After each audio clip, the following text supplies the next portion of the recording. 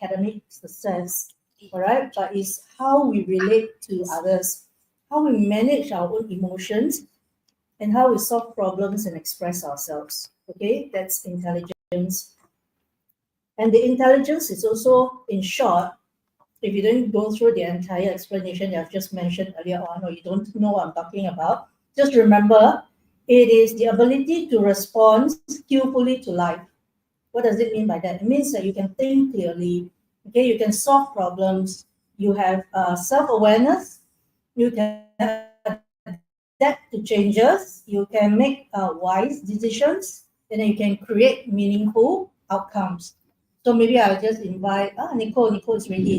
Maybe you share with us. What's your thoughts on intelligence? I think intelligence is very subjective. It's a little bit like success, it's very subjective. But in Chinese, to me, like intelligence, like, nowadays, I would say in Singapore, everybody is very intelligent. But sometimes we really need that kind of, we're too intelligent until sometimes we miss out certain things. Like, for example, we need to work on our emotions, like our EQ, right? So they always say very kiang, very kiang. Very kiang. Very kiang means very smart. Yeah, very intelligent, but don't be kiang. Because sometimes when we are too intelligent, we kind of miss a lot of things. And to me, intelligence is book smart. When our parents' era, they always say, oh, you're very smart, you're very intelligent, it means book smart, isn't it? But at the end of the day, they always forget. At the the grades are not the most important thing, because like being a mom, for me, I don't focus on my children's grades. I think intelligence also involve like, oh, what's your relationship with your teacher, with a classmate, how you survive out there is what I call intelligence. The communication, the relationship building, the social, social angle of it. Yeah. So to me, intelligence is not just about here; it's also about your social skills, your relationship with others. So does it also means street smart? Yeah, street smart. Not just book smart. Good to be street smart, but of course, street smart also comes with experience. School of hard knocks. True. Yeah. Correct. Because a lot of us, if you notice, right, when we go to school, we learn what we learn in the classrooms. Then we realize that, in fact, today, I don't really remember what I learned in school, but I really remember what is it that I've applied in my life, through my working life, through the activities that I were involved in schools, in uni time. And then it's also a lot about projects when I have it with my friends, also excursion, retreats, all those things. Yeah. So let's check with Gerald. What's her definition of intelligence? Okay, so to me, the definition of intelligence, right, is smartness, not just in academics, but also in the life skills. And I feel like it is a skill that can be learned. It is something that we can build and we can acquire. It's not a fixed thing. Because when we are born, right, we started with not knowing anything, right? And then we model after our parents, we model after our friends. And then from there, we have, insights, we have feedback, we have emotions and everything. So it kind of builds upon it. And a lot of times, I feel like the intelligence definition is too much linked to academics. And honestly, I can say, right, I can study, but I really don't like the academics route, because it feels very structured in a way that is dead. I feel like intelligence is a live thing, it's an active thing, where if you know how to learn and apply, right, it's going to give you different results in different situations. And that's where the growth and the learning and what we call success, right, that is so generic, can come about. And I also feel like success does not it's not also a fixed thing. It's also something that is very personal. Yes. Correct. Very personal. Yeah, true. Intelligence means differently in terms of application to different people. So when I was researching this topic, right, I come across this multiple intelligence.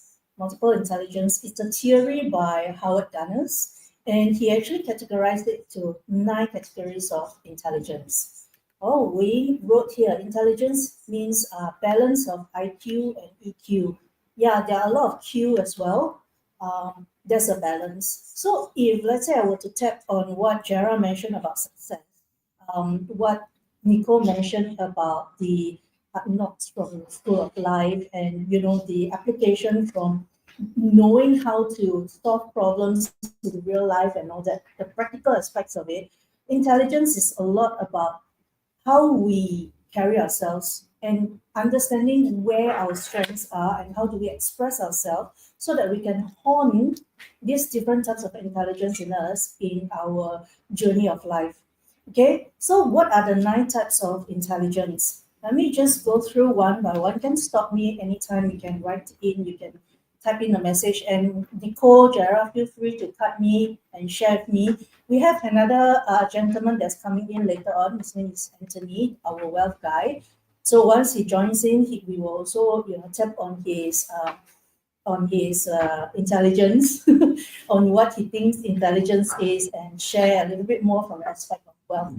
Yeah. So 9 types of intelligence. The first one, a lot of us know already. It's logical and mathematical intelligence. So very straightforward. It means that you think in numbers and you think logically. And when you do that, you are usually, or rather, those who are from this aspect of intelligence are usually scientists, mathematicians, coders. These are the individuals who are very logical, very mathematically intelligent. Right. The other types, the second intelligence, which I personally feel is the most important, is the linguistic intelligence. Now, linguistic intelligence is skill with words, skills with the language that you're proficient with. For me, it's English. For Jara, for Nicole, even for some of the individuals here, they are bilingual or trilingual. So with their expression and their niche in their respective languages, I'm sure they could probably later share a little bit of nuggets, how to use certain words or put together certain words so that maybe we can show up intelligently like in the language that we are not, it's not our first language, yeah. So skill with words, it's also about writing and reading and speaking. Okay. So writers, speakers, and teachers usually they have this linguistic intelligence. And if they don't have, it's good to hone it because when we are delivering certain courses, when delivering certain know-how, it is important to tap on the precision of language in the delivery so that our audience can get the best and the most of the topics that we are delivering. Okay, it also shows the depth of the understanding on the topic relevant. All right. The third one is visual spatial intelligence. This is for people who think in pictures, think through visualizing. So those who are very good in mind mappings, those who can visualize ideas, those who design things and all that, the architects, the designers, the artists. We have an artist here, Gerard. So I somehow or rather, I think she's more on the visual spatial intelligence. Yeah. So out of these 3, any add-ons? Yes, I have a lot. Yeah. How come you got 9? Wow, so there are 9 structured. of it, so I'm just doing the first 3, then we go through the other 6. Yeah. So your first one is academics. The first one is logical and mathematical. So it's like academics, it's more academics. Academics doesn't just talk about mathematics, It doesn't just talk about just the logicality of it. All right. Second one again? Second one is linguistic intelligence.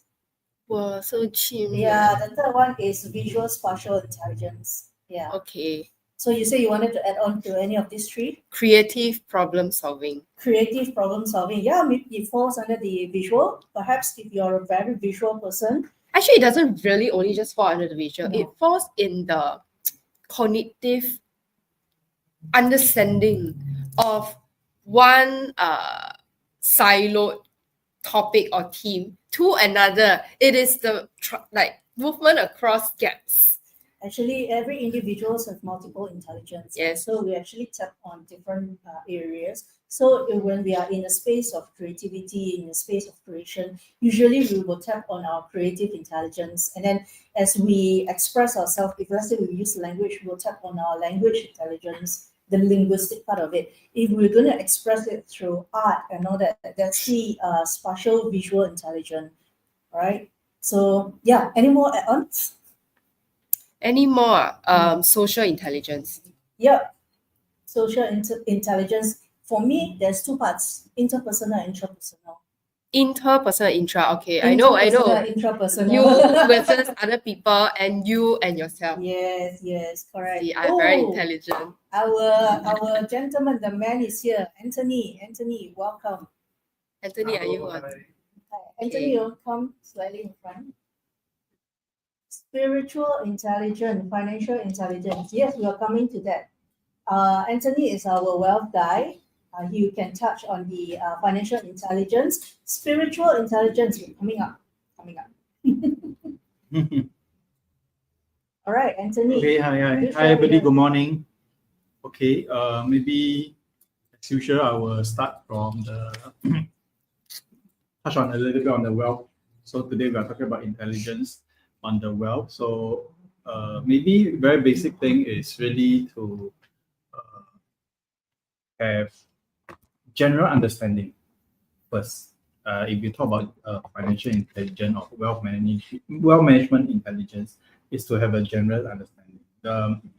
Don't be lopsided, because I feel that there is a problem when I deal with a lot of my customers, a lot of my friends. They are very lopsided. That means they hear about these good friends of theirs since long ago, and they just talk about certain thing, then they just so focus onto that thing and say, okay, this is the theory, this is that. Yeah. Okay. Yeah. We got a lot of things to say about those. Or sometimes they just walk past some malls and then some T agent or A agent, and then talk to them and say, oh yeah, this is that. We must do that, But I think we should learn, because especially today, we are so much internet and all this. There are good and bad, of course. Theory. Go and read all. Good and bad. Go and read all. Whatever resonates, if not, it's like, so much to read. How do we know which one to read? Right? Read a little bit. Because if you, when I first started in this industry, of course I learned certain parts. That means, for example, I learned the wealth protection first. So much into it until I'm very good at it. Then I move into another sector, the wealth accumulation, the wealth management, because I split myself into a few areas to make things easier for myself. So go into one area, wealth protection. If I can give you that four, one is wealth protection, one is wealth accumulation, one is wealth management, the other one is wealth distribution. So 4 areas. Go to one area, learn a little bit about everything. Actually, the most difficult part is the wealth management part. Because wealth management part, when you go into it, you start to read about how Trump is affecting the world, how policy in China is affecting the world. Both big giants, the US and China. So you'll be a lot, but that's okay. Read a little bit, and you grow. Just like any other things in life, everything you grow a little bit, you know a little bit, good or bad, it's okay for you to give up yourself. Until one day when you need to make proper decision on yourself, on your financial health, that's where your intelligence starts to kick in. So wealth protection, wealth management. What are the other tools? Wealth distribution. Okay, then I start from the easier first. Wealth protection, wealth accumulation, wealth management, and then finally wealth distribution. Right. Let's talk about generational wealth. Right, generational wealth. So it means that it starts from the individual. We actually educate ourselves first, all right, through wealth protection. How do we protect our wealth? And then we move on to accumulation. Once we accumulate already, we learn how to manage, and then we actually learn about the distributions. And then as we grow as an individual, as our wealth grows, it's not just only for ourselves, but it's generational. I like to use the word blessing others, because even if it talks about generational, right, some of us don't want to have kids. So possibly these generations that we are talking about are those that we choose to bless. Yes, Nico. Nico is giving like student special expression. What did Nico do? Nico has kids, right? Nico, Why kids? why kids, right? Why have kids? Never mind, your kids are adults now. Yeah, your Yeah, kids my have kids all are teens grown up. already. Yeah, all grown up Oh, already. So teens are not yet adults. Okay, okay. Yeah, I encourage the new generation. If you don't want the kids, it's fine. Mm. So usually it's very individual. To me, it's that 做好自己. Yeah, be the best version of yourself. Do well as an individual. Whether you choose to have kids or not, you want to know that. For me, especially, you're going to bring a little life to the earth, and then they're going to grow up under your care, and then you will be the main model that they're going to model after. I think that it's a huge responsibility and dedication that you need to be prepared for, right? Because even when we talk about generational, it's not just wealth, right? It's also about generational values, right? Generational well-being. So to me, regardless whether they are individuals as a human being or they are pets, fur kids and all that, to me they are life, and every life is very precious, right? So that needs certain level of intelligence so good, because we need to educate ourselves, and then we also need to manage them. Yeah, I have a comment here. I say I think government should start implementing license for anyone who wants to have. Yeah, I kind of agree. Yes.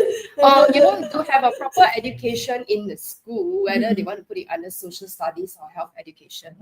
That before you get married or before you have kids, right? These are at least the key things you can take in mind. And then have different types of teachers that are not relevant to the school to come in and share. Because these are very real and very personal. It's not something that the MOE teachers can come in to teach by the textbook. Correct. Yeah. So Happy Girl say need to attend course to certified pass 100%. All right. And then can have kids. Otherwise, generation trauma law. Yes. Same like driving license, need to pass, then can drive. Yes. Yeah. True. True. But the thing is that raising kids to me is an art. It's an art. Although we attend courses and all that, right? It gives us a introduction. It gives us a framework. It gives us an idea, but it doesn't necessarily mean that it should be that way only, right? Because our kids who we are able to bless actually will come out as a unique individual, and every unique individual will have their own ways of resonance. And being an adult or caregiver or parents themselves, the direct parents, especially for mothers, right? The way they model after us, the way they seek our attention and our love and care, it's very different. And that's why there's this thing called mother instinct. I think that's like to throw it to us. You go and tap on your mother's instinct on how to. Really, they do that? Yeah, That's a smart dad, yeah. but also at the same time lazy dad. Possibly, but to me is that regardless whether you're a mom or a dad, both parents or both guardians or both partners who wants to raise the kids needs to come to a common understanding on what role they can play, and they should be able to have open communication to actually talk about areas or topics that are uncomfortable when it comes to themselves and the kids. Because why themselves is because the kids are going to model after them. So if they're not comfortable to talk about themselves, they're not comfortable to talk about they being together individually, it's actually could be something that's going to drain the relationship, all right, and it may not be conducive for the overall development of ourselves and also the kids. So we must be able to talk about it, and that's where all this intelligence comes in: the linguistic intelligence, the visual spatial intelligence, the logical intelligence, especially men in the space of engineering, in the space of architecturing, in the space of accountancy. They are so logical. Sometimes it's like, wow, okay, let's talk numbers, then you understand me. Let's give an example, real life example where you have gone through with regards to numbers, then you will understand and resonate the emotions therein. Yeah, so it's an art of. Actually, when you mention doing things doing the difficult things. Did you mention something like that? Comfortable. Yeah, uncomfortable, yes. Uncomfortable. So I feel like we have to intentionally pick the hard things to do it the hard way. In a way, If it's timely, it is within your capacity to actually look into it. If for yourself, nothing is always time. We follow our timing in a Correct, way where correct. if it's in our awareness now, or if it's our radar now, because otherwise we'll never do it because we'll always convince ourselves that it's not time now. But I feel like it's not that reading, it is not time now, but it is matter of prioritizing. If there's something that you could prioritize and you can start doing, yeah, why not? It's just the allocation of attention, but you still do not neglect that. You still do it. You get what I mean? no. Okay, so it's, for example, personal development. There are areas where we know, I think if I draw reference from the previous sharings, we draw reference from the strength and weaknesses. There are certain strengths, like for example, some individual, they are very good in linguistic. They want to learn another language, for example, right? So they want to increase the linguistic intelligence. They don't have to start now by dedicating 3-4 hours to it or every day or so, but they can do so in a tiny small steps. For example, just dedicating 15 minutes, 20 minutes to it. So I'm not saying that you don't prioritize at all. I'm just saying that you prioritize what you need to do every day, because there will be things that you're committed to. And then, yes, intentionally look into areas that seem difficult for you, but it is important for you because it helps you grow as an individual. It completes you and it allows you to actually ground yourself and look at yourself. Hey, what is it that I can provide for myself? What attention I should give to myself so that I can work towards the next best version of myself. Yeah, that's what I mean. So what I'm trying to say is, since we are on the topic of raising intelligence, right? I feel like now with the advancement of technology, we also kind of take things very lazily. Easy. As Yeah, in, we always okay. want to do things the quickest way, the lazy way, right?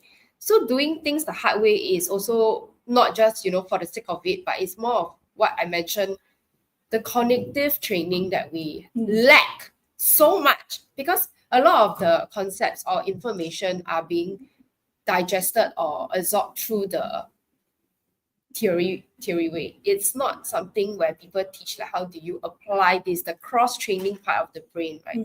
So in a way, when I mentioned that intelligence can be trained, it is a skill that can be picked up, right? It is also something where you intentionally decide to do things out of your comfort zone, so that you start to train or tell your brain that this is something that you are not familiar with. Can you try to figure it out? And then hopefully the disparity and the discomfort level, right, will get more and more familiar to you, so that your brain doesn't always perceive uncomfortable or unfamiliar things as a threat. Yeah. And that's why you kind of cultivate that fluidity, the sense of mental agility that will ultimately help you to be a creative problem solver, or whether you want to do it a creative way in the artistic manner. And that's where the potential can really come up.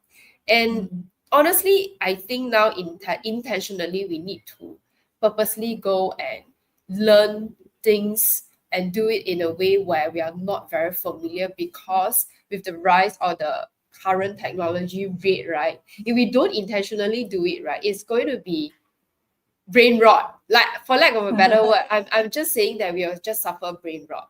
So for kids, right, those who are constantly on their tablets or on their phones, I feel like it may not be a bad thing, because if they are online, if they are doom scrolling through social media, then I beg to differ. But if they are like literally playing games, right, sometimes the games can actually be very stimulating. But of course, at the same time, right, it's a fine balance of whether is your kids overstimulated, and then will it lead to a side effect? I don't know. So these are things to consider, which we have to observe and then understand, instead of just, stop using your tablet, go do your homework.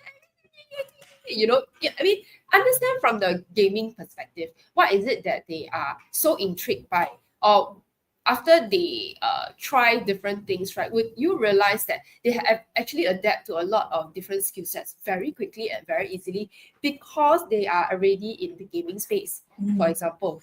Gerard actually jumped into the how part already. We are still in the introduction, what the 9 types of intelligence is, but she jumped into the how part, which is great. Yeah, because the thing is that sometimes the stimulation will comes in when we actually bring in other examples and bring in other perspective, including the how part to it. Yeah, I'll just go through some of the messages here. So Happy Girl say, art and science, that's why need both parents around. Yes, yes, both parents, both partners who come together to raise the kids, the guardians. Totally agree. In the first place, can the couples be vulnerable to each other? Yes, I think it's a life journey. Sometimes couples get together, and that's where the journey begins. Some couples, when they get together, the journey already begins before that. I give you an example for the Muslims, right? Before they actually get married, they actually have to attend class. They have to go through a series of courses, and then they actually have to be sort of like they will be guided by counselors and all that to actually talk about marriage, talk about responsibilities. They will go through the series of learnings and all that. So different culture, different religion, different backgrounds, and different ways of approaching it. All right. So what actually resonates with and all, it's still part and parcel of each individual's and each couple's journey. Right. Can we hear more about the parents and the Parents. kids one from you and Nicole also, because she's also a mom of teens? Yeah, okay, sure. It's true, the cognitive part. Yeah, well, Happy Girl really agree with the cognitive part that you mentioned earlier on. It's the importance of the cognitive part.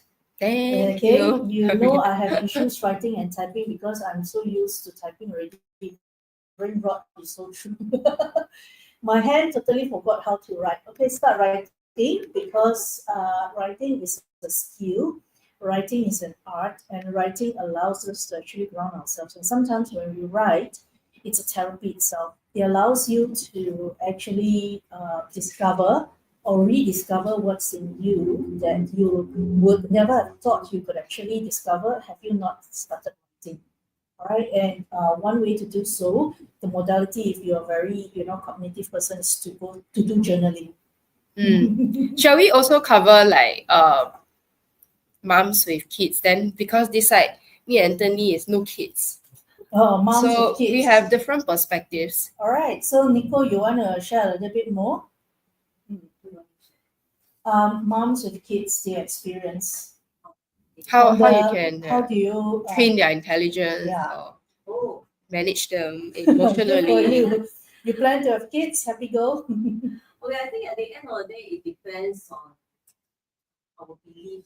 Then, when we have certain belief, then we bring down that belief to our children, right? Like it. So, for example, I believe in street smart, then my husband believe in book smart. Yeah. So, what's our focus?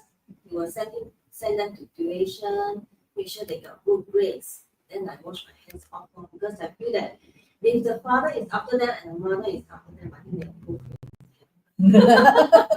So there's a balance there. So I think it's a good balance. I'm not a typical tiger mother where you must study hard, you must this, you must that, because I feel that at the end of the day, like what Jara said, it's not that you cannot study, you can.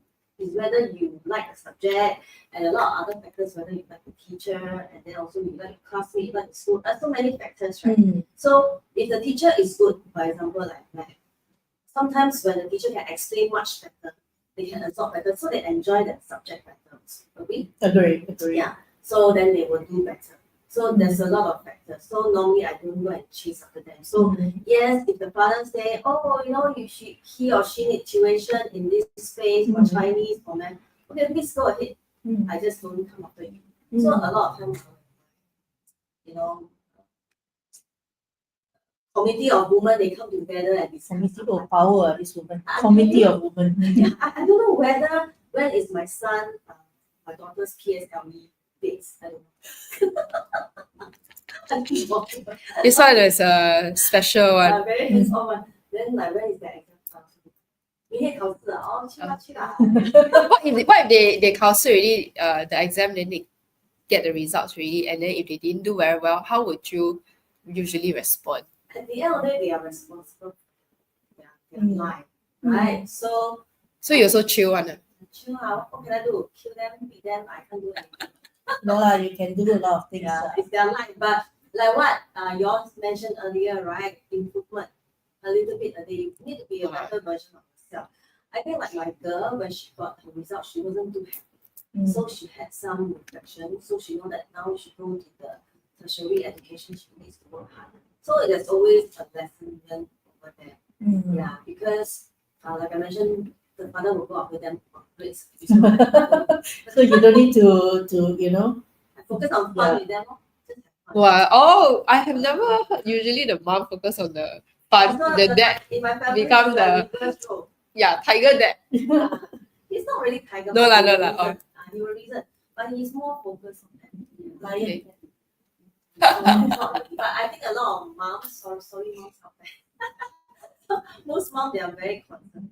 Then they will like be more stern towards the children. But my husband, he very smart. He also know he don't be too stern to children these days.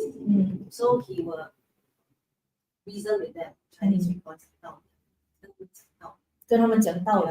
Okay. Reason with them. Oh, if you don't want to do this, then you think about it like your future.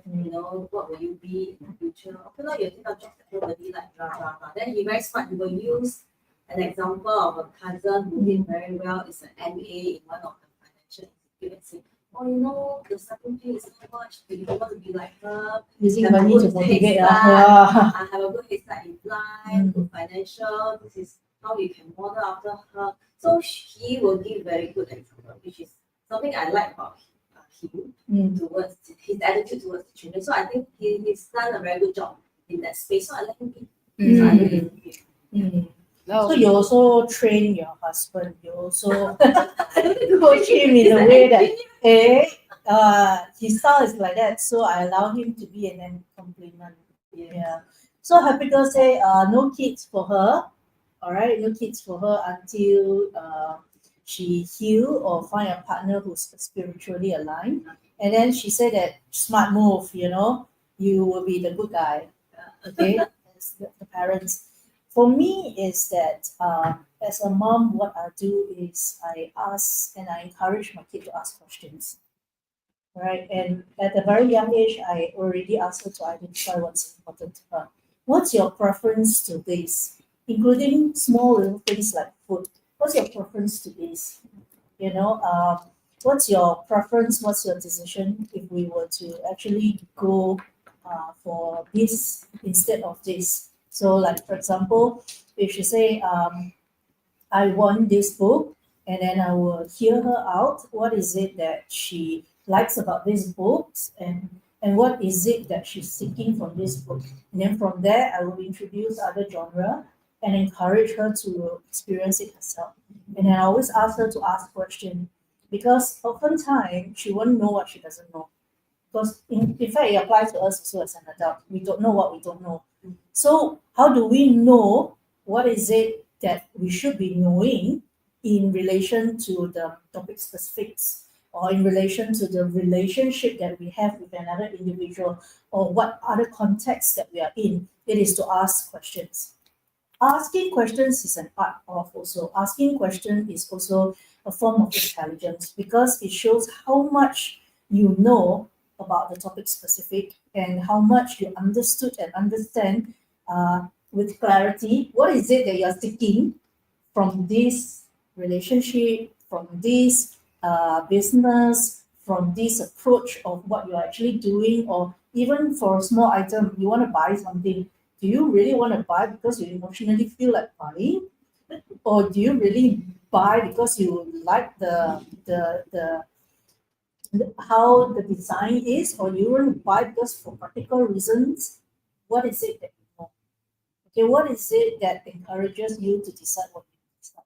So when we ask questions, we allow ourselves to be our best friend, be our communicator, be our own person that we can check into again. Reason being is that sometimes we think that people around us know us best, but actually, you know yourself best. Even to By heal, right lah, by right lah. yeah, even to heal, you need to know what is it that you're actually healing from.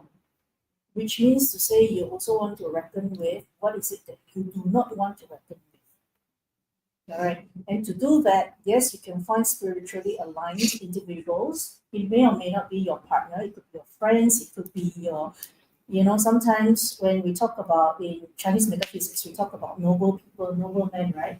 They are the people who turn out very ugly in front of us to teach us a lesson. They may not be somebody who have to have a very good relationship with us, but they are the noble people because they are there to actually let us learn a lesson.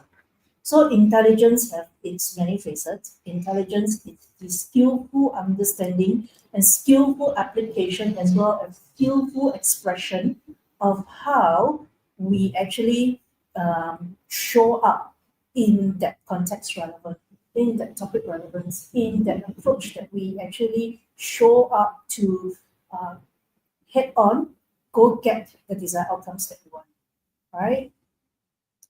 Okay. So coming from Anthony, I want to hear Yeah. Anthony's. Before we get to Anthony, have these comments. At least make them use their brain to think. Yeah, use their brain to think. I think you're referring to me getting the kids to ask a lot of questions, right? Yes. Okay, Happy Girl say yes, so important for them to ask questions, also let them decide and let them have a choice so they know the consequences, be it good or bad. And also for us as guardians and adults to also understand what are their understanding like and what's their preferences like in that topic specific or in that context. Yeah. Okay, let's go back to Anthony. Hello, hi everybody. Okay, I want to elaborate a little bit. Very simple, although I say elaborate, but elaborate a little bit of what Gerald just now mentioned earlier. Problem solving, actually down to everything, the intelligence we're talking about, especially talking about kids and all this. You realize that, although I don't have kids, but I think along the way we did try to have kids, but we didn't have.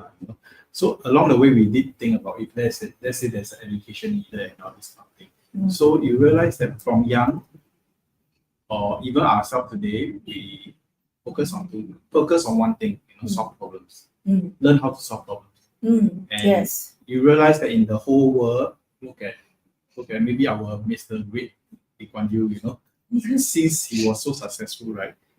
The day he started is to solve problem and use different ways, use different thinking, talk to many people and say how to solve this problem. So maybe this is the skill, if I can share that. To increase our intelligence, increase the intelligence of our kids. Just teach them how to solve problem, rather than you go head to head with it and get angry with it or all this kind of thing. Of course, we are all human beings. Sometimes, especially as drivers, sometimes we angry when we drive and all this kind of thing. But actually, things can be trained at a level where you keep educate ourselves, educate our kids that solve problem in different ways, and then as he grow up, he will be much better than the rest. Yeah. I think that's Solving problem is an art form as well, because there's no one way to solve any problems. But along the way, I always remind people around me, whatever we do, including solving problems, as long as whatever it is doesn't hurt ourselves, doesn't hurt others, doesn't hurt the society, doesn't hurt the planet. In other words, it's ecological.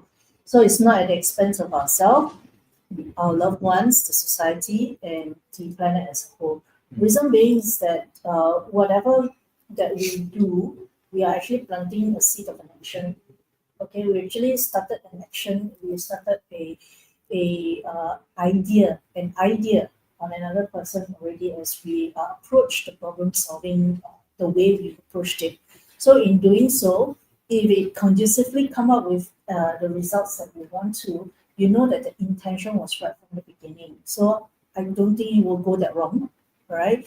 And even if it goes wrong, right, the cushion is there already, as long as it doesn't come from bad intention.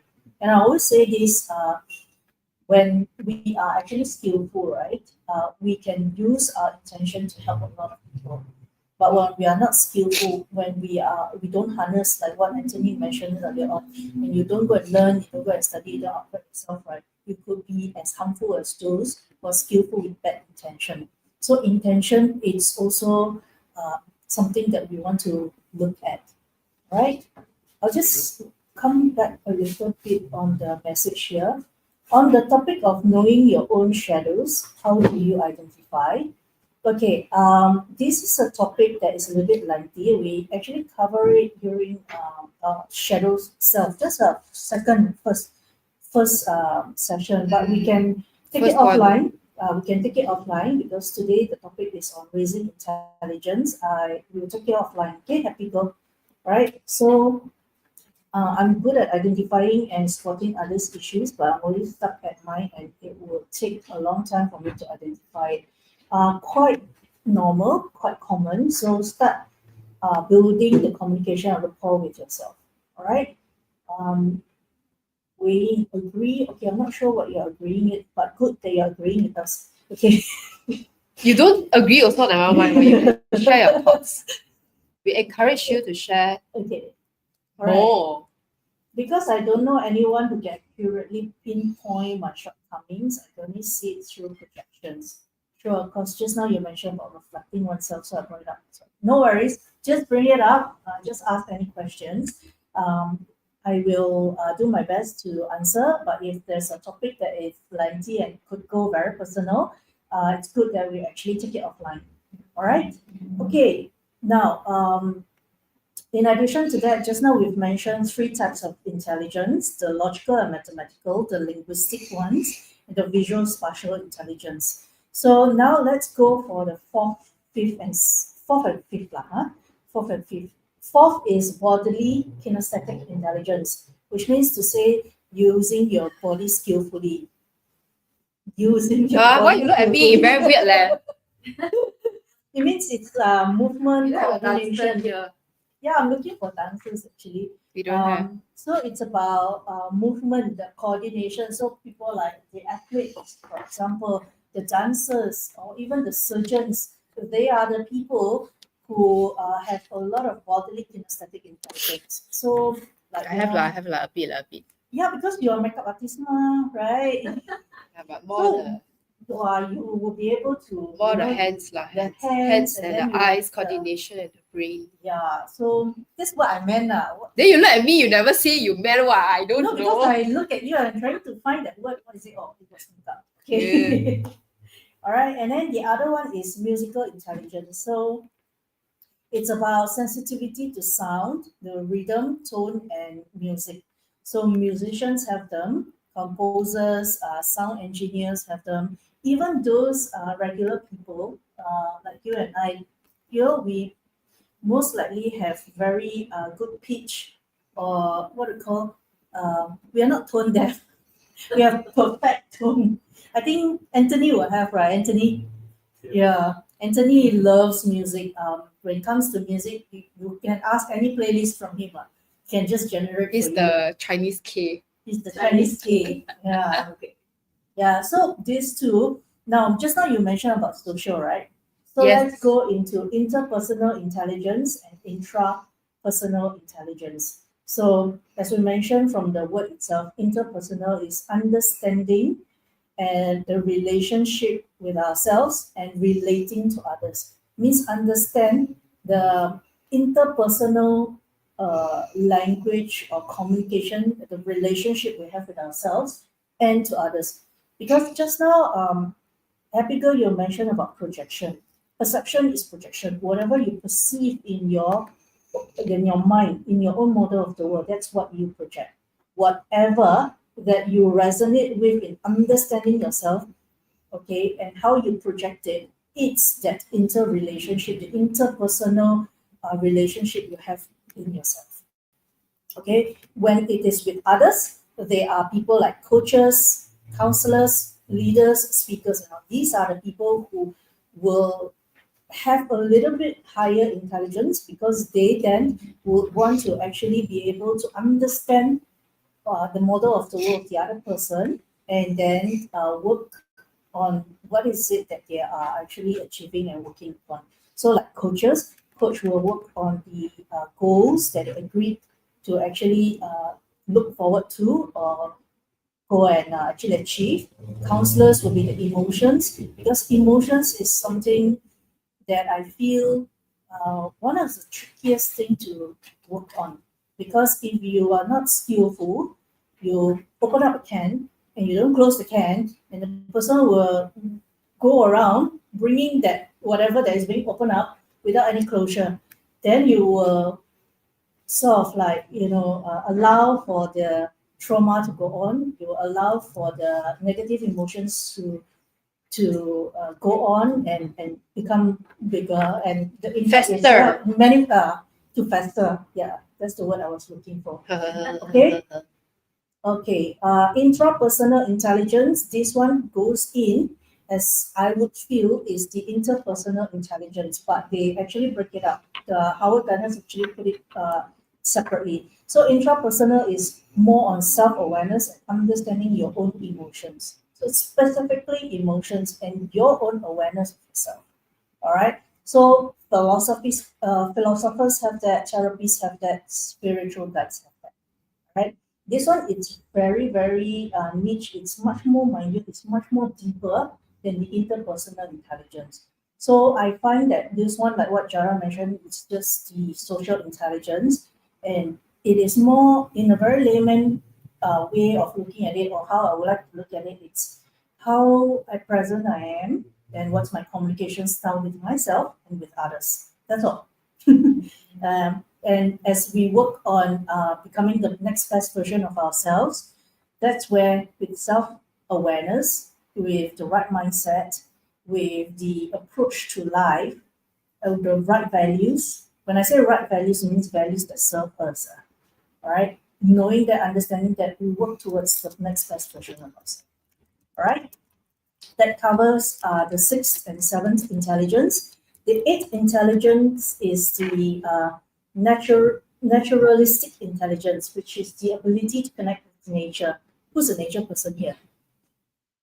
Jara is she also is because this naturalistic intelligence are people who are also able to connect to plants and animals. Oh, includes animals then yes. I was like Yes. plant, no. Animals. Because I kill plants. You kill plants. I thought you Not like intentionally. to grow plants. You like But I to. like to grow, but I always end up like not knowing what to do, and then they don't flourish properly. Does Nico has green fingers? Okay, I don't have, but I took up a course during COVID, right? They teach me how to use the soil is different. So Oh, it's a hack to make sure your plant don't die. Oh, okay. They have been growing it. I need to go back and check. What plant are you growing? They gave me basil, they gave me Herbs lah, herbs. Yeah. Okay. So now only money plant, because money plant is the survivor. When I go tour overseas, like for 5 days, 10 days, somebody wanted to plant. Yeah, Nico is a traveler. She, sometimes you just call her, then the next week she's gone. You don't go where.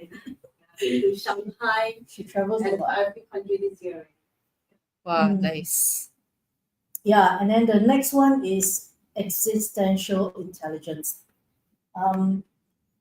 Our Gunners actually put this as a bonus because existential intelligence talks about deep thinking about life, meaning, and spirituality.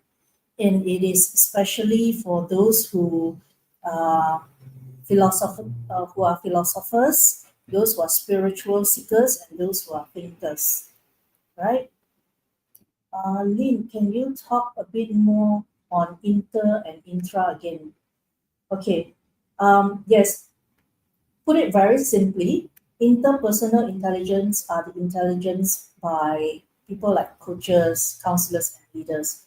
Intrapersonal intelligence are people who are like philosophical therapists, spiritual guides. So the difference is the interpersonal ones is the relationship with others, understanding yourself and understanding others. All right, intrapersonal intelligence, it's you more with yourself in terms of your self-awareness and your understanding of your own emotions. Why am I angry? Why am I sad? Why am I fearful of this? What is going on within me? That's intrapersonal. You're aware where you're at. So when we are in a conversation with another person, do we get angry and we lash it out to the other person? We blame the other person, or we hold it back, realize what is it that we are feeling right now, acknowledge that, allow ourselves to actually churn or go through or do whatever we did within ourselves, acknowledge that emotions, manage the emotions, and then respond accordingly.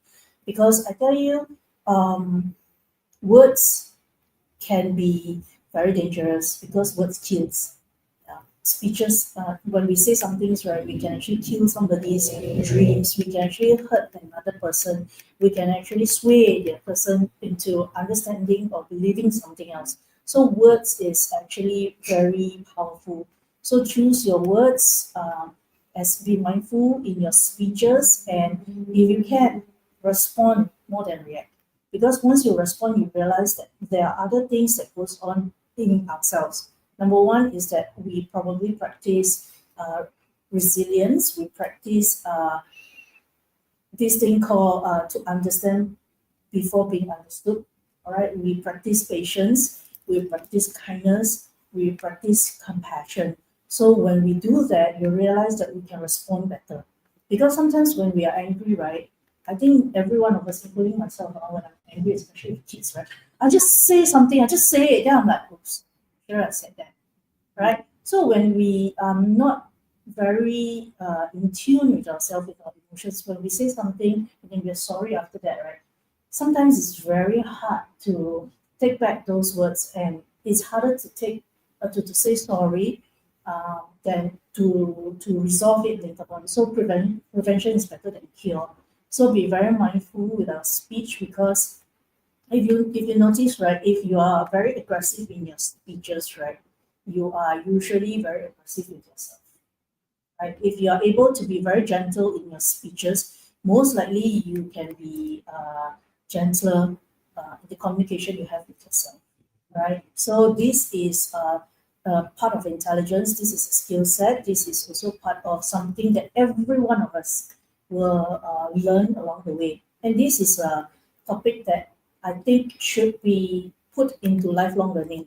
Communication with ourselves, journeying into ourselves, how we work with our emotions, how we manage our emotions, because a lot of things, like I mentioned in one of my Sunday live TikTok, this is one of the presuppositions in the neuro-linguistic programming, which is people are resourceful. They have all the resources that they need in them to actually achieve their outcome, achieve the goals, to become a better version, to achieve what they want in life.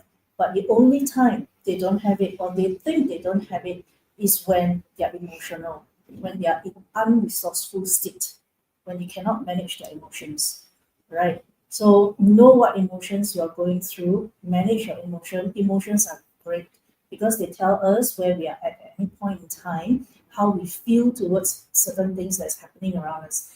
If you're able to know and reckon with what you feel, all right, as you acknowledge and recognize it, work towards managing it, work towards letting it go if it's major negative emotions. What are the major negative emotions? There are 5 of them: anger, sadness, fear, hurt, and guilt. If you have any of these, work on it. And if, let's say, you need help, seek help. If you feel that I can be of help as well, you can DM me. All right. But talk to someone when you realize that this is something that you need to work on. All right. Okay. So that's the 9 intelligence. All right. Logical and mathematical intelligence, linguistic intelligence, visual spatial intelligence, bodily kinesthetic intelligence, musical intelligence, all right, interpersonal and intrapersonal intelligences, naturalistic intelligence, and existential intelligence. All right. So just now, Jara actually mentioned, how we can raise the intelligence. So based on Howard Gardner's, it is through neuroplasticity, because our brain cells can always be developed, our brain cells can always grow and all. So we can do so. by consciously tapping on the cognitive ability to upgrade ourselves to go and learn something, so that when we cognitively, intelligently understand it, we can actually change our habit, we can actually plan it out, we can actually go and understand and find out what is it that we want, just like what Anthony mentioned earlier on. Go and study, go and learn, all right? Go and find out, right? Correct or not? Yeah, so I just get Gerard to share a little bit more on the how part. Yeah. I thought I shared already just now. You have additional to share? Or maybe You we all can can get Nicole or get Anthony Nicole to or share. Anthony. Yeah, Nicole, why don't you share with us, how you raise the intelligence, or what do you do with your kids or yourself, or you have a team or your team of work, right? How do you raise the kind of intelligence in them in the area specific for their own growth? I think what you say earlier is very true. I think sometimes you need to be aware first. If you are not aware, it's very hard for me to assist you or even for self-help. I think awareness is very important. I like what you mentioned earlier about the asking questions. So you need to ask yourself, what happened, what triggered you? Only by asking questions and stay grounded, then you are able to get the answer. But of course, at the end of the day, I find the most important thing is whether the other party want to be coached. They want to do something about their life, because a lot of times we are the one who wants it, right? We want to, okay, for example, I want to help you, but the person doesn't want to be helped. Or help us, self-help. Yeah, that's all how I help self-help. feel. Then whatever I say, or what tips I give you, or what resolution I give you, like you all say solve problem, I can solve a lot of problem for you, but you want to not. So that's, I think, is the fundamental. If you want it right, if you want it bad enough, right, you don't even need me. You will find the answer yourself. True. Okay? Yeah. So we are just like a kind of like maybe someone more experienced. We can give you some ideas that we already have experience, or maybe let's say we tell you, oh, this is the wrong direction. Maybe you want to go this direction. But if you think that you are better, you are right, okay, then you go that direction first, then you go and hit the wall, you're happy, then you learn something. Long Long.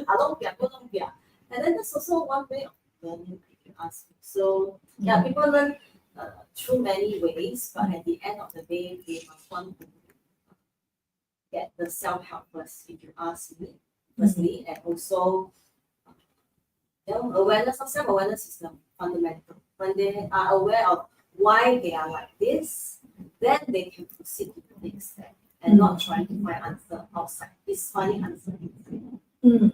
You see, inside out. Because how we relate to the world, it's our own model of the world first, then the world that we are actually relating to. So I have some, when I was doing research, it says here that, and I reckon with, I only picked up what I reckon with, and I know that I can, confidently or have a little bit more experience in explaining it, because I can't explain what I do not have experience or don't have much knowledge about. So intelligence can be raised when we stay curious, when we learn new skills, when we reflect on our own thinkings, and we take emotional risks. We take emotional risks, it means that we allow ourselves to try new things, right? Be interested in the new things. So how do we raise intelligence? I would like to ask Anthony, from a perspective of wealth, other than reading, other than getting more insights and learn more, how you can actually grow as an individual in the topic specific, right?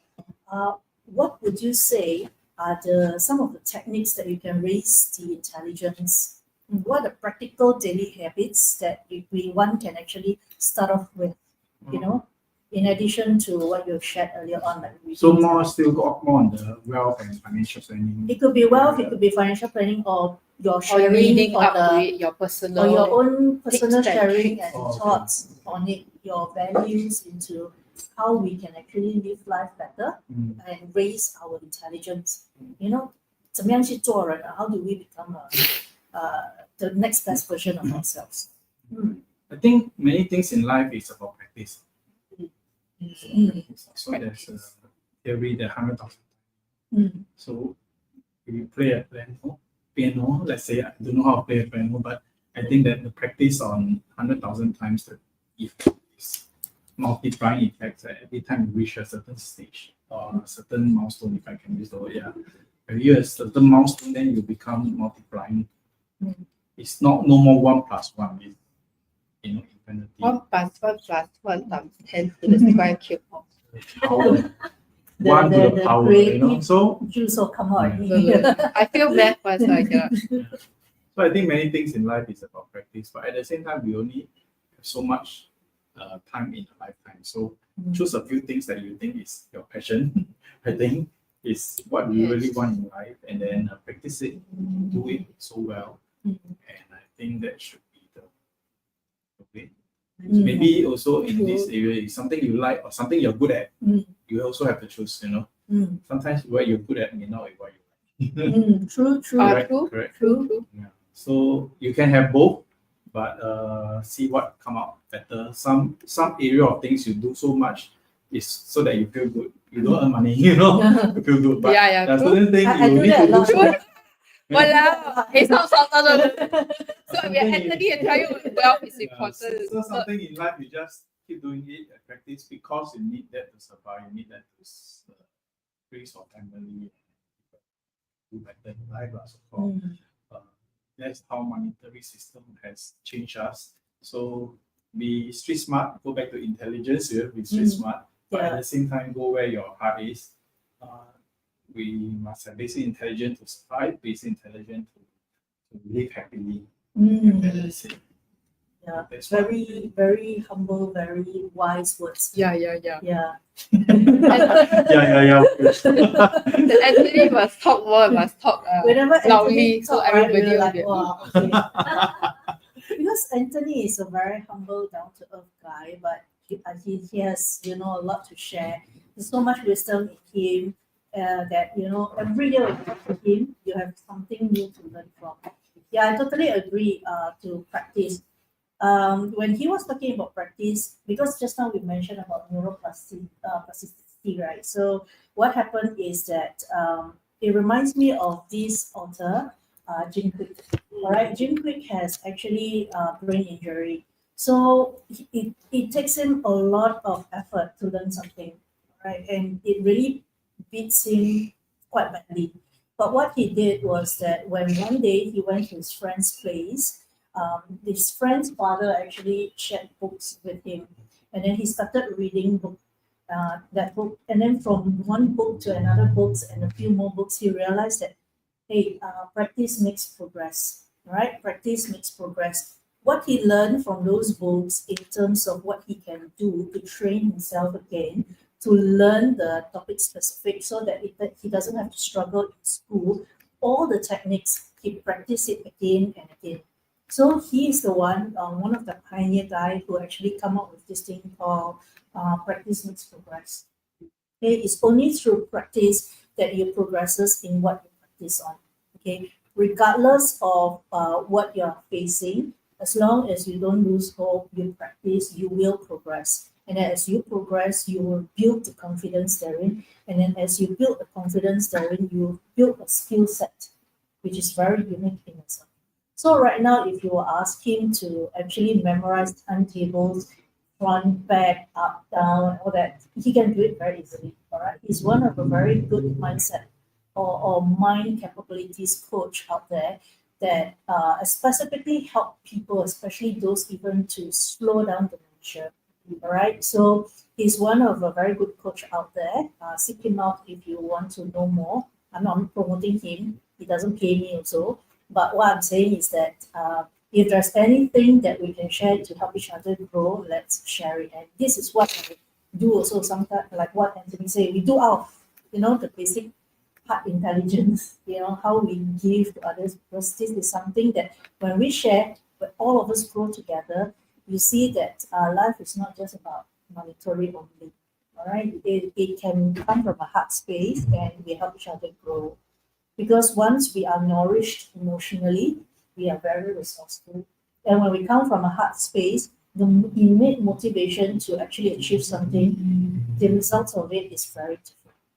Because the satisfactory is more of not just on the secular outcome in terms of the definition of success and the monetary part, of the resource part, but it's also self-fulfilling in terms of the spiritual, emotional, and mental growth that we stick within us, right? So those who are actually being beaten down by life, you realize that you don't have confidence in all that, don't lose hope.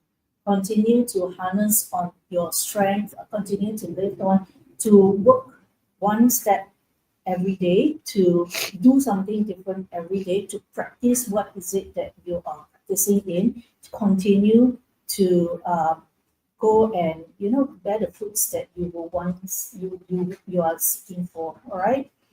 So let me go through some of the messages here. Okay, raising intelligence. Thank you, speaker. All right.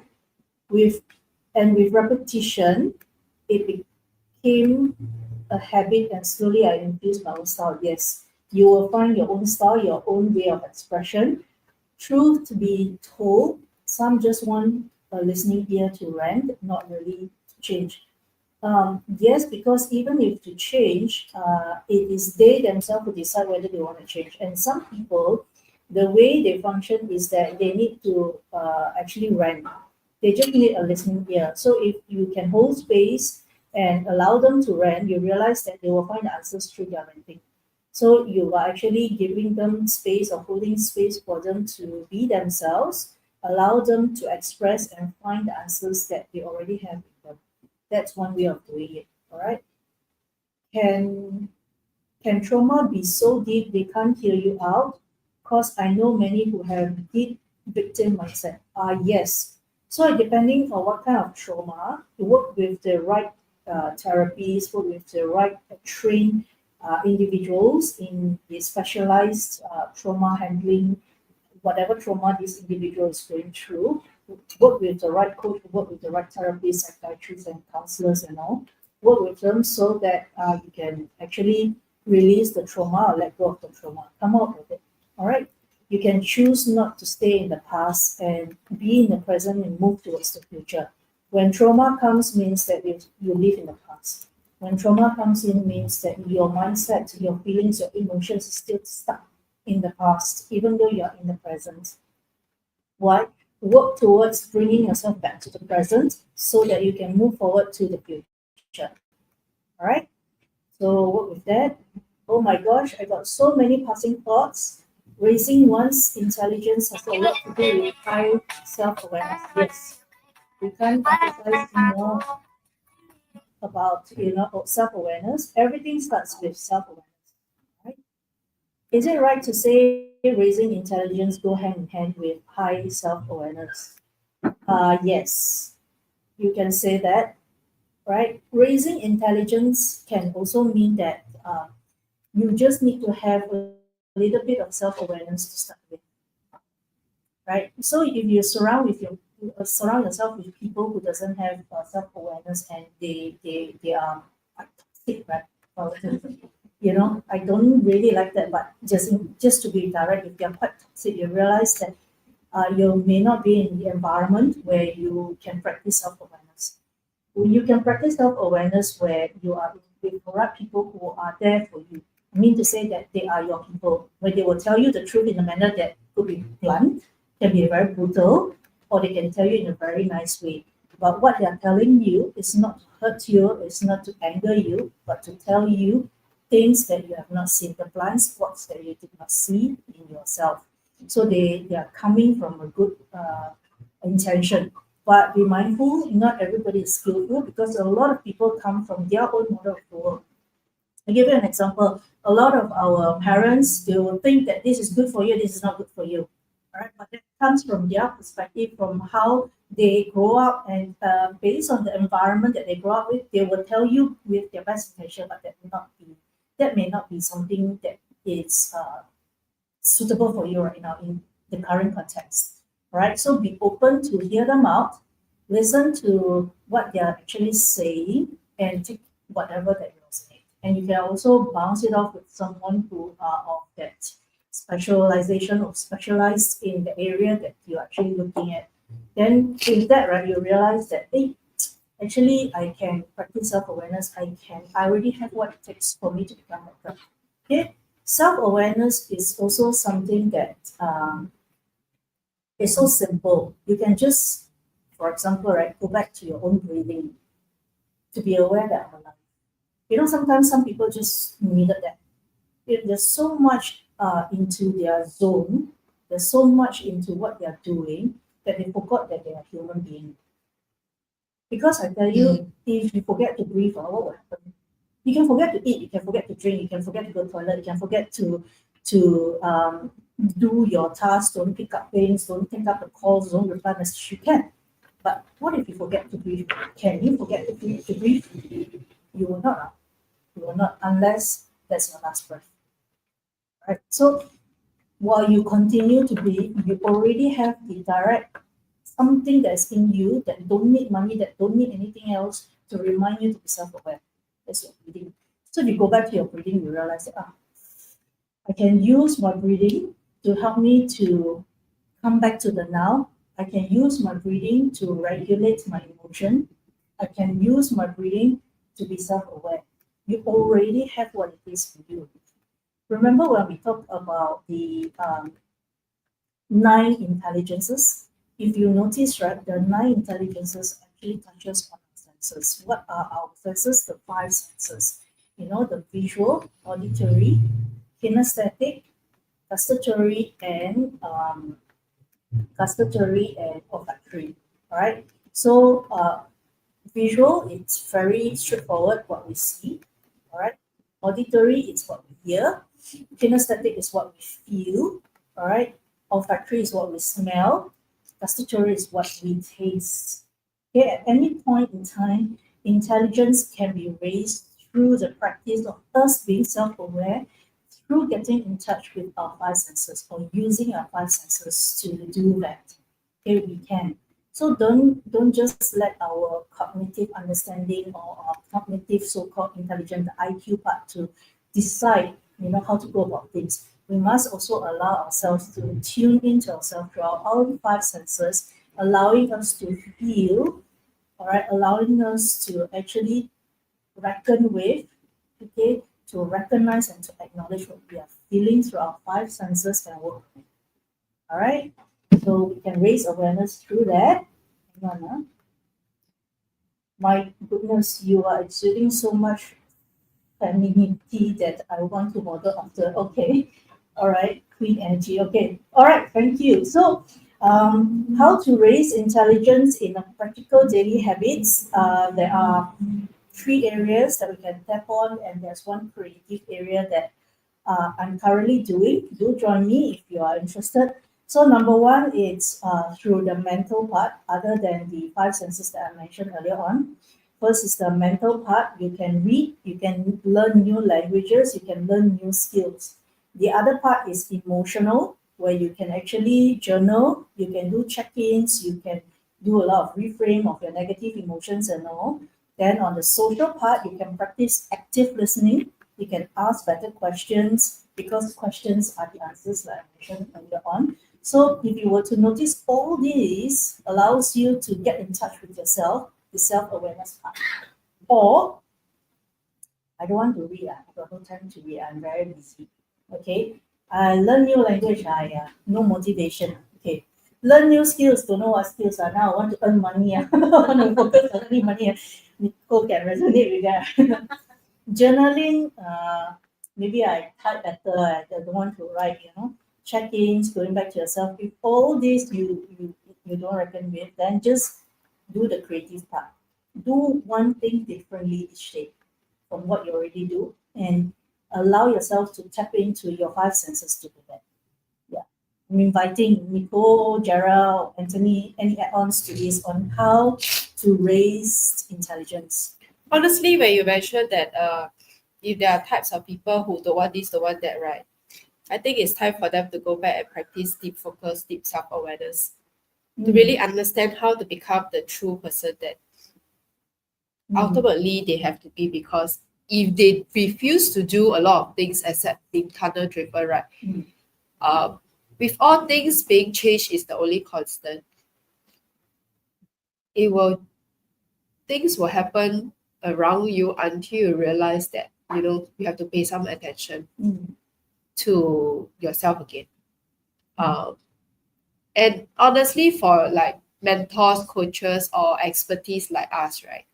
We will not stop you or force you to do things that you don't want to at this moment, but we'll just wait for things until you realize yourself, or when you realize, or we don't really wait lah. We will just continue to do what we do, but it's more of like when people realize it themselves, they will naturally come back to us to like ask for help or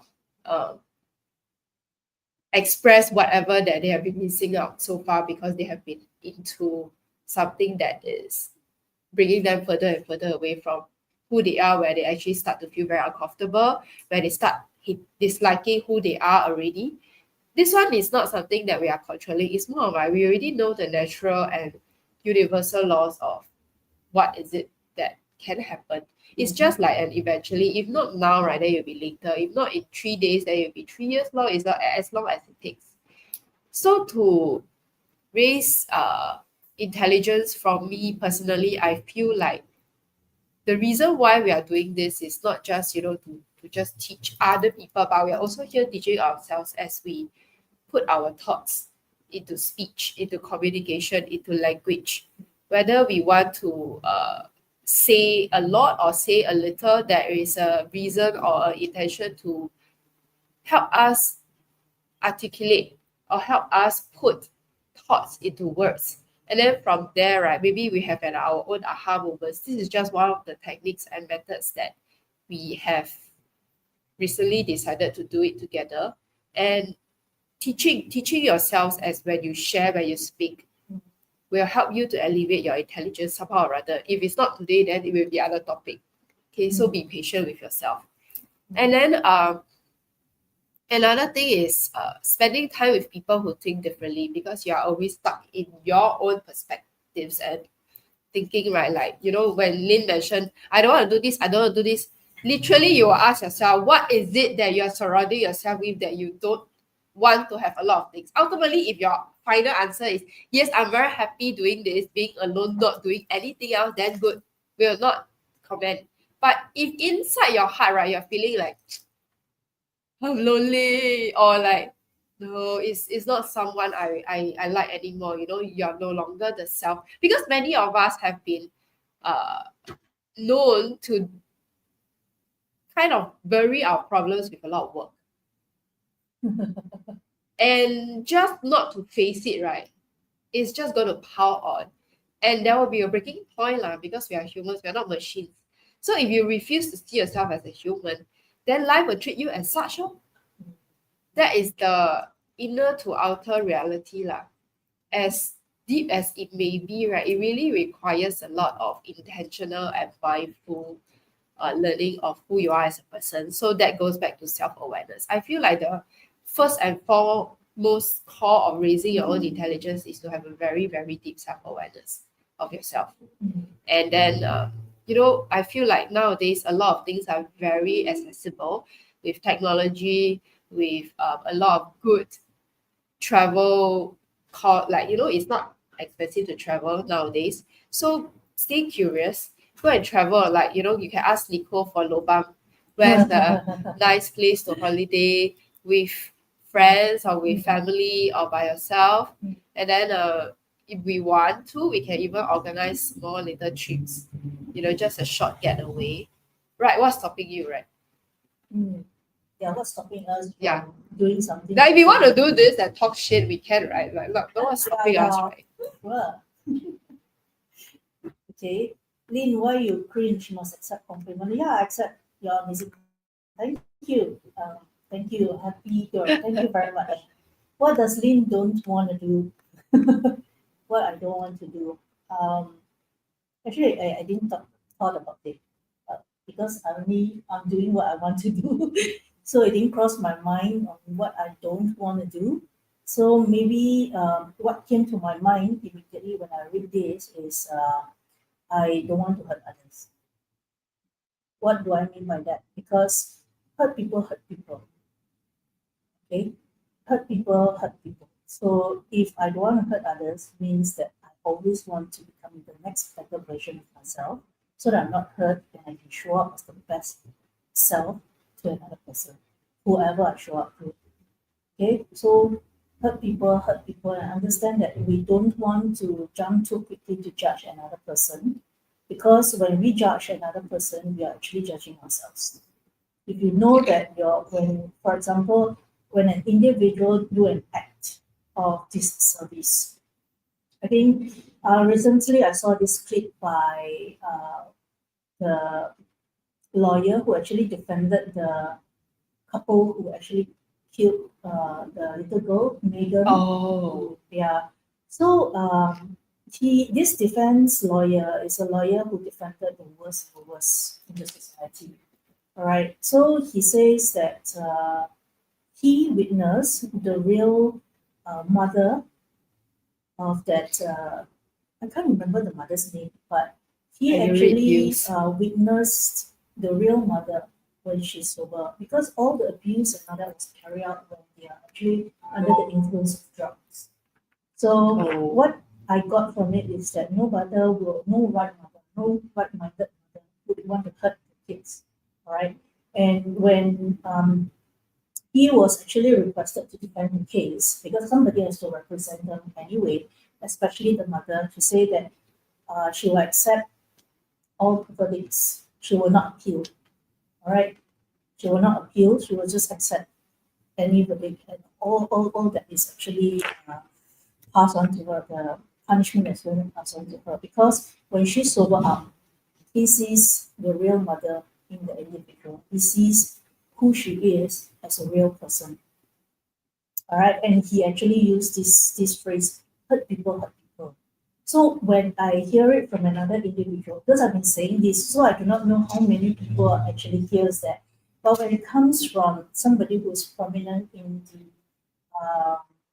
a different industry, like legality industry and all that, when it comes from such individual and you speak human language, hurt people, it speaks a lot. Okay, it's not that I am for or against this case. I don't have opinion on this case other than decision making, because every one of us make choices all the time. Every one of us make decision at any point in time. So be wise in your decision making, be intelligent in your execution. Okay, there's basic intelligence in happiness, there's basic intelligence in working, like what Anthony mentioned. So life is very humbling. When you need help, ask for help.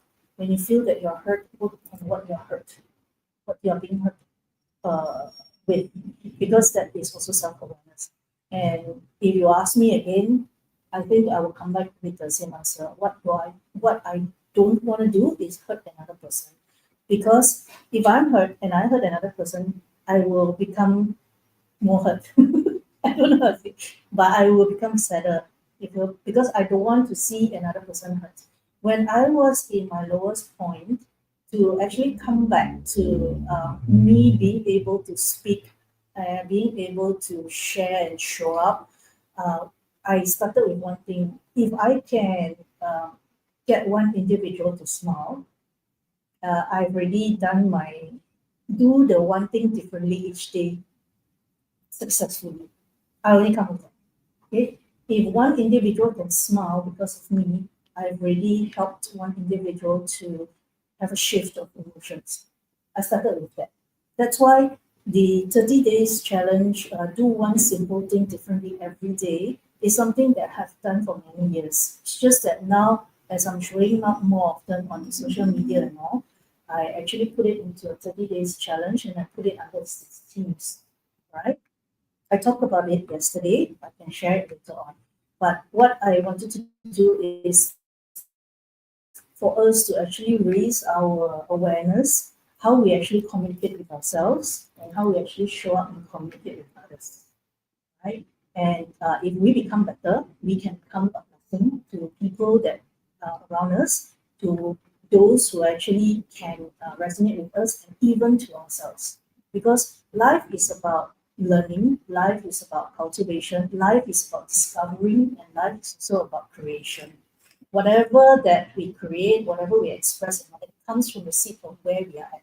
If we are happy, we send out the happy vibes. For example, simply say, if we are sad, we send out sad vibes. We are angry, we send out angry vibes. You know, it's some say it's law of attraction, but I say it's a law of resonance. Whatever that resonates with us at any point in time, that thing will show up. And it is what it's being resonated with. That's why perception is projection. You understand me? Especially those who are my NLP students who learned NLP before. Remember that perception is projection. Whatever you perceived, you project. Okay? Whatever you perceived in your realization of how you feel, especially you project. Your words, your choice of words, the precision of words, how you show up, how you build the relationship with others is through what you perceive in you, the language in you, how you have the relationship with yourself and thus with others. Right? So work with yourself first, then you work with others. Before you judge others, you look at yourself being aware. You can judge, but don't judge yourself harshly. Allow yourself the space to see yourself in a different perspective, in a different light. Because life happens for you, not to you. I repeat again, life happens for you and not to you. And because the only thing that's constant is change, you can change what you're uncomfortable with. You can also change what you're comfortable with. All right, so choose what is it that you want to change, just like what Jara mentioned earlier on. She purposely choose what's uncomfortable so that she can grow. Yeah, why not? Why not? Whatever you do, even if you don't choose, you want to sleep the whole day, you want to laze the whole day, you're also making a choice. So just choose.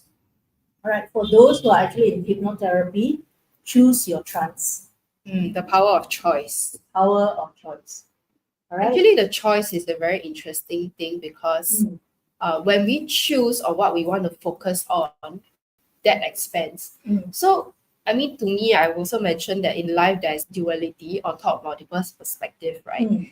It's more of like if you want to improve and if you don't feel good about,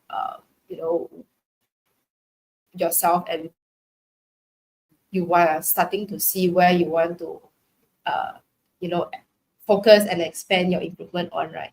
I think there's a trick to really kind of redefine instead of focusing on what we don't want, because that pains, that struggles and what we don't want is usually the loudest signal of all.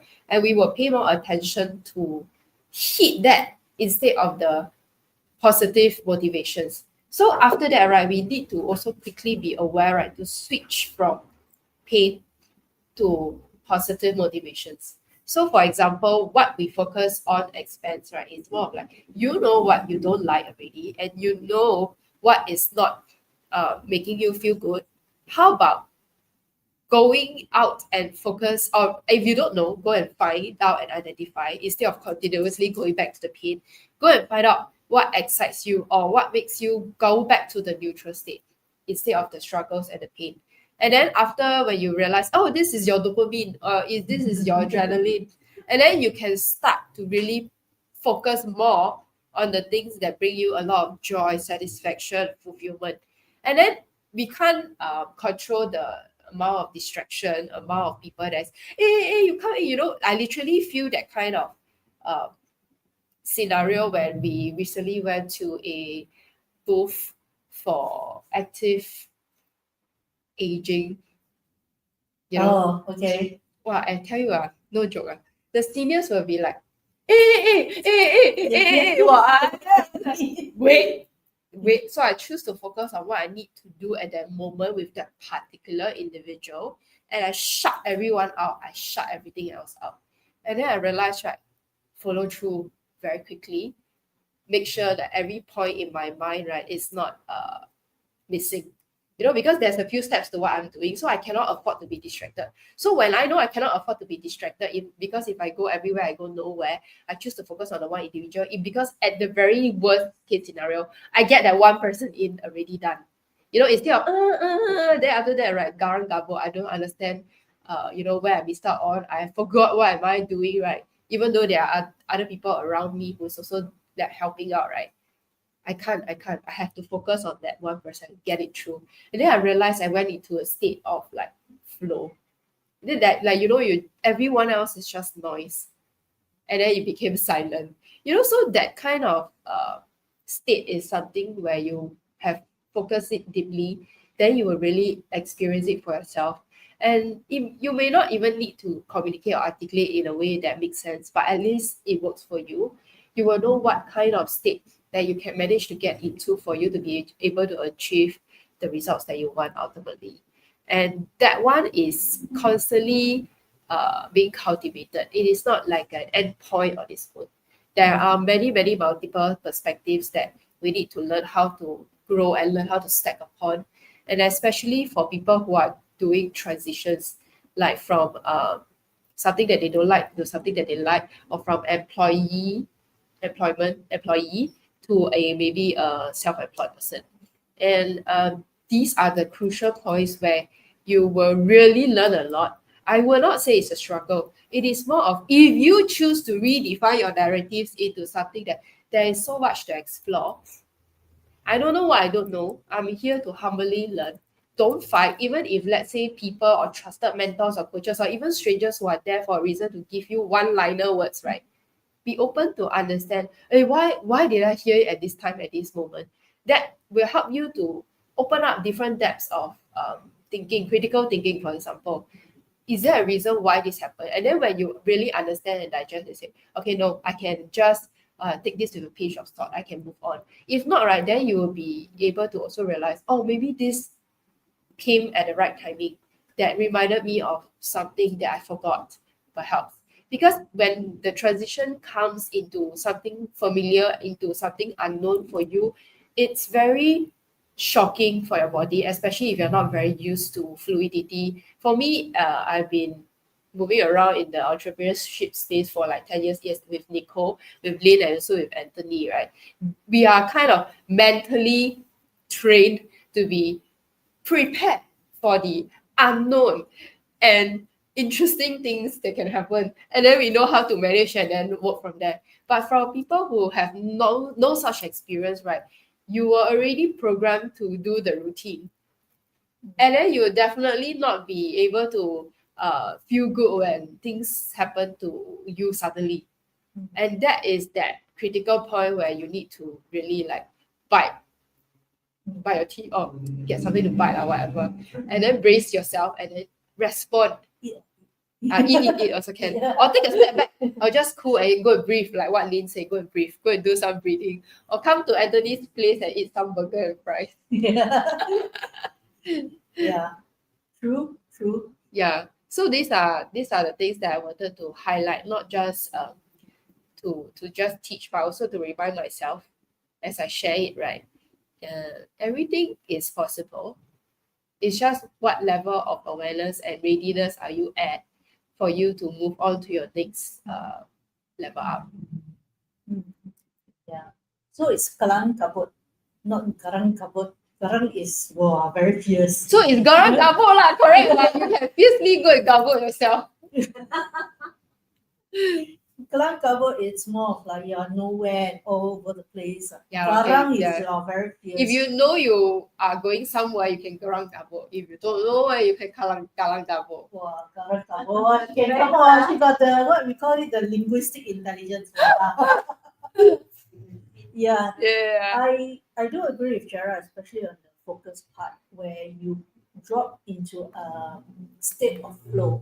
And the state of flow that she mentioned, actually every one of us have experienced it before. I'll give you an example. If let's say you're doing a sport, okay, if you do and you do and you do, you become very, very tired, right? You come to a state, right, where you can't hear the noise outside. You can't hear. All you can hear, or you can actually listen to your own heartbeat or your own breathing. Okay, I know this because when I was athlete, okay, when I was training so hard, I used to train like 8 hours a day, for 7 days a week. Yeah, and when that happens, right, when I reach a point where I cannot take it anymore, still push myself, I will drop into this state, right, where I do not know what's going on around me. All right, where I do not know what other people are actually talking about. I can only hear the partners in me. I can only hear my own heartbeat. I can only hear my own breathing. That's the extreme part. But what essentially is trying to say is that when you're in a flow state, when you are able to focus on something and you don't have any kind of emotions that will sway you and distract you from your focus. And that's the flow state that we want to be. Because you are so congruent at a point in time, you know what is it that you want to focus on. And in fact, this is the flow state, this is the focus state that you want to get into, okay? Or we call it the deep work focus state that you want to get into to get things done quickly. So those Pomodoro technique that Nicole uses a lot, the 20 minutes, 15 minutes, 20 minutes, 20 minutes break time. It's 5, it's 10 or 5, and then 15 minutes. As you do that, you realize that these are the states that allows you to actually drop into the self-awareness that you so seek. All right, it's an example of how you know you can actually build a kind of rapport and the self-awareness state that you can actually make reference to and go into. There's something that you have already done before, you have experienced it. Try to recall. If you can't recall, visualize it. Because once you visualize it, our mind is very powerful. When you visualize it, you realize that you will reach, you will know it. All right. Okay, let me just go through some of the points here. I resonated with that in the past. When I was in anger, my conscious mind went blank. Happy girl, I hope it's not happening right now because anger is a trance. Anger is a state where you will actually lose conscious of what you do. And you know those cases where men went amok and then just take the knife and go and slash other people and all that. When they get angry, they just take a chair and then they start fighting and all that. They are actually in an anger trance. Right? Then later on, when they come out of it, when they cool down, they was like, I don't know what I did. Really, I mean, they are telling the truth. When they go to court and all that, they really say, I don't know what I did. It's true, they're not lying because they're in a very anger, in an anger trance. And in this trance, you lose control of your you lose control of your behavior, you lose control of your resonance, okay, of what you should or should not do, can do. Because I usually won't use should or should not unless it's absolutely necessary. I like to use these two words called serve and non-serving. But when you are in such a deep trance like anger, you definitely hurt yourself and others. So if you have anger issue, please go seek help, go work on releasing the anger. I'm not asking you to only manage it, I'm asking you to release, really release it. All right? Happy girl say, I'm abundance. I am a money magnet flows, money flows to me effortlessly. Money flows to me effortlessly, easily, continuously. All right, sure. Let me see. Even you don't choose, you already choosing already. Yes, correct. Even you don't choose, you already He's not choosing is a already. choice. Good English. Yeah, good English. Yes. Right. We get it. Weighing sees that's the autopilot in action. That's why self-awareness and mindfulness is important. That's true. That's true. Damn, highest potential mind is so hyper-focused. Right. Well done, huh? Highest potential mind. Um, I especially flow once only. The work came out perfect. How does highest potential constantly get it? Congruent is the keyword. Okay, you want to elaborate a little bit more on how you constantly get into the flow state? Oh, okay. To me, right, I feel like it's my intention because I need to get into this mode whenever I work with my clients. So my intention and my focus will, and my beliefs are also will be to give my client the most out of what I can deliver with them during the session. So in that sense, I already kind of do it often enough because to be a master, you need to do multiple hours of practice. That's what Anthony said, right? It's the practice. it is 1,000 steps, it is 100,000 steps. You know, when you want to perform on stage, it requires a lot of that man hours, the effort, the time, the energy, the willingness to do it. So it's not, again, I share, it's not an overnight thing. But when you start with the right intention, the intention of you or me wanting to serve and give the most and best part of myself during that session, I will be really openly listening, actively listening, responding, building rapport, resonating. So there's many elements of what goes on with us in the work that we do. Whether I do it with an object or a person, there will be different types of things that we need to kind of understand. But you don't have to, memorize it every step, because our brain has been wired to do it split secondly. And the more we practice, the more we put in time and effort to do it.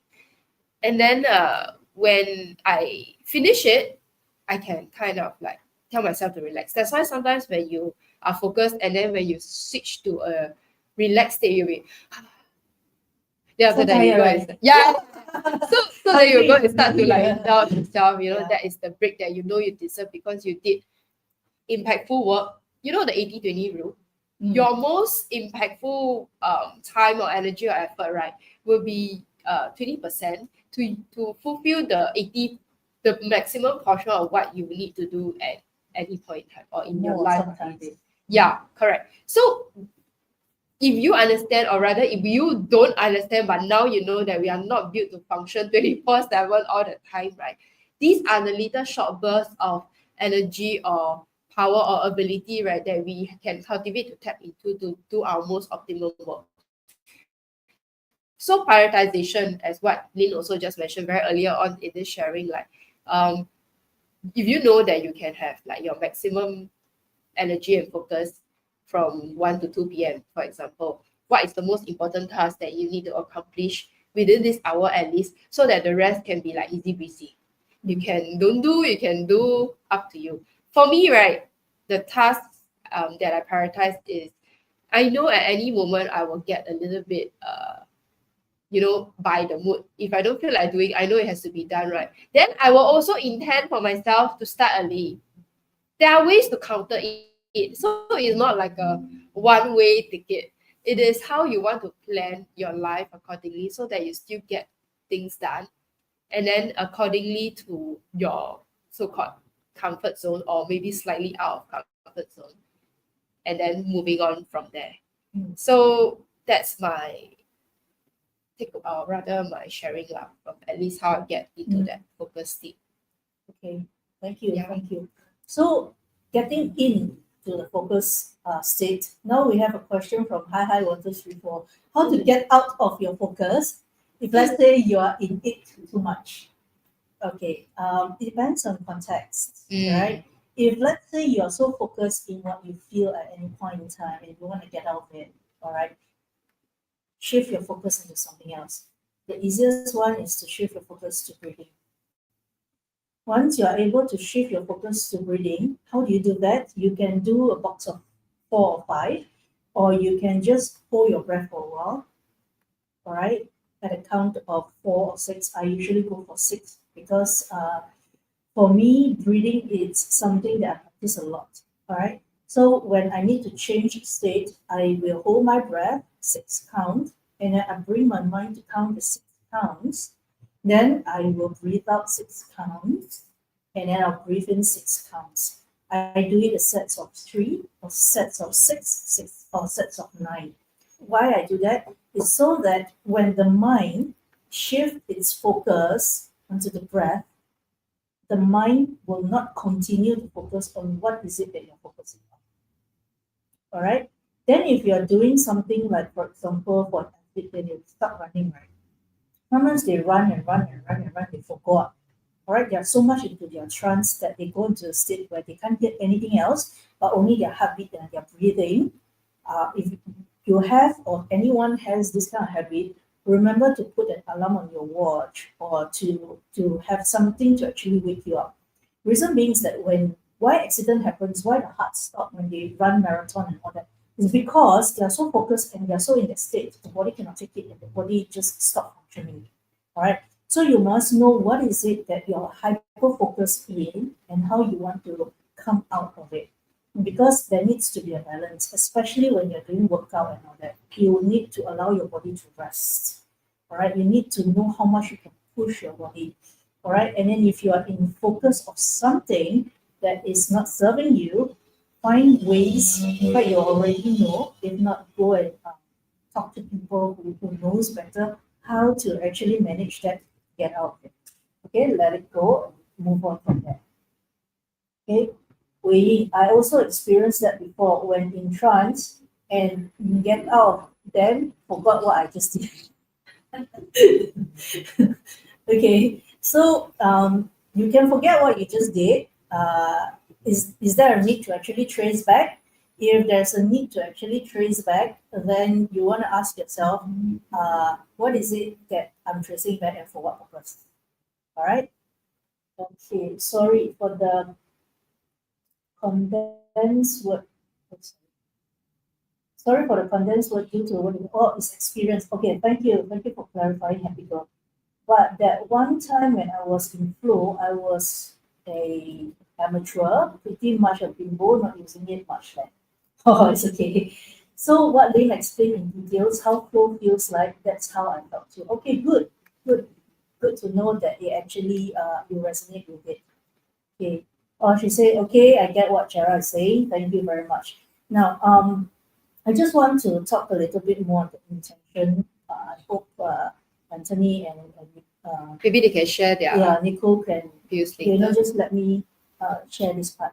Now, every day when we wake up, there's this intention, the intention to continue living. I'm not saying the intention to live here, I'm saying the intention to continue living. Because unconsciously, what happened is that whether you realize it or not, you're breathing. So when you already unconsciously have the intention to continue living, how you want to live, for what purpose you are living, what is it that you want to experience on everyday basis, or just for today, or just for the next 1-2 hours? What is it that you want to experience? So that's the part where you need to set your intention first.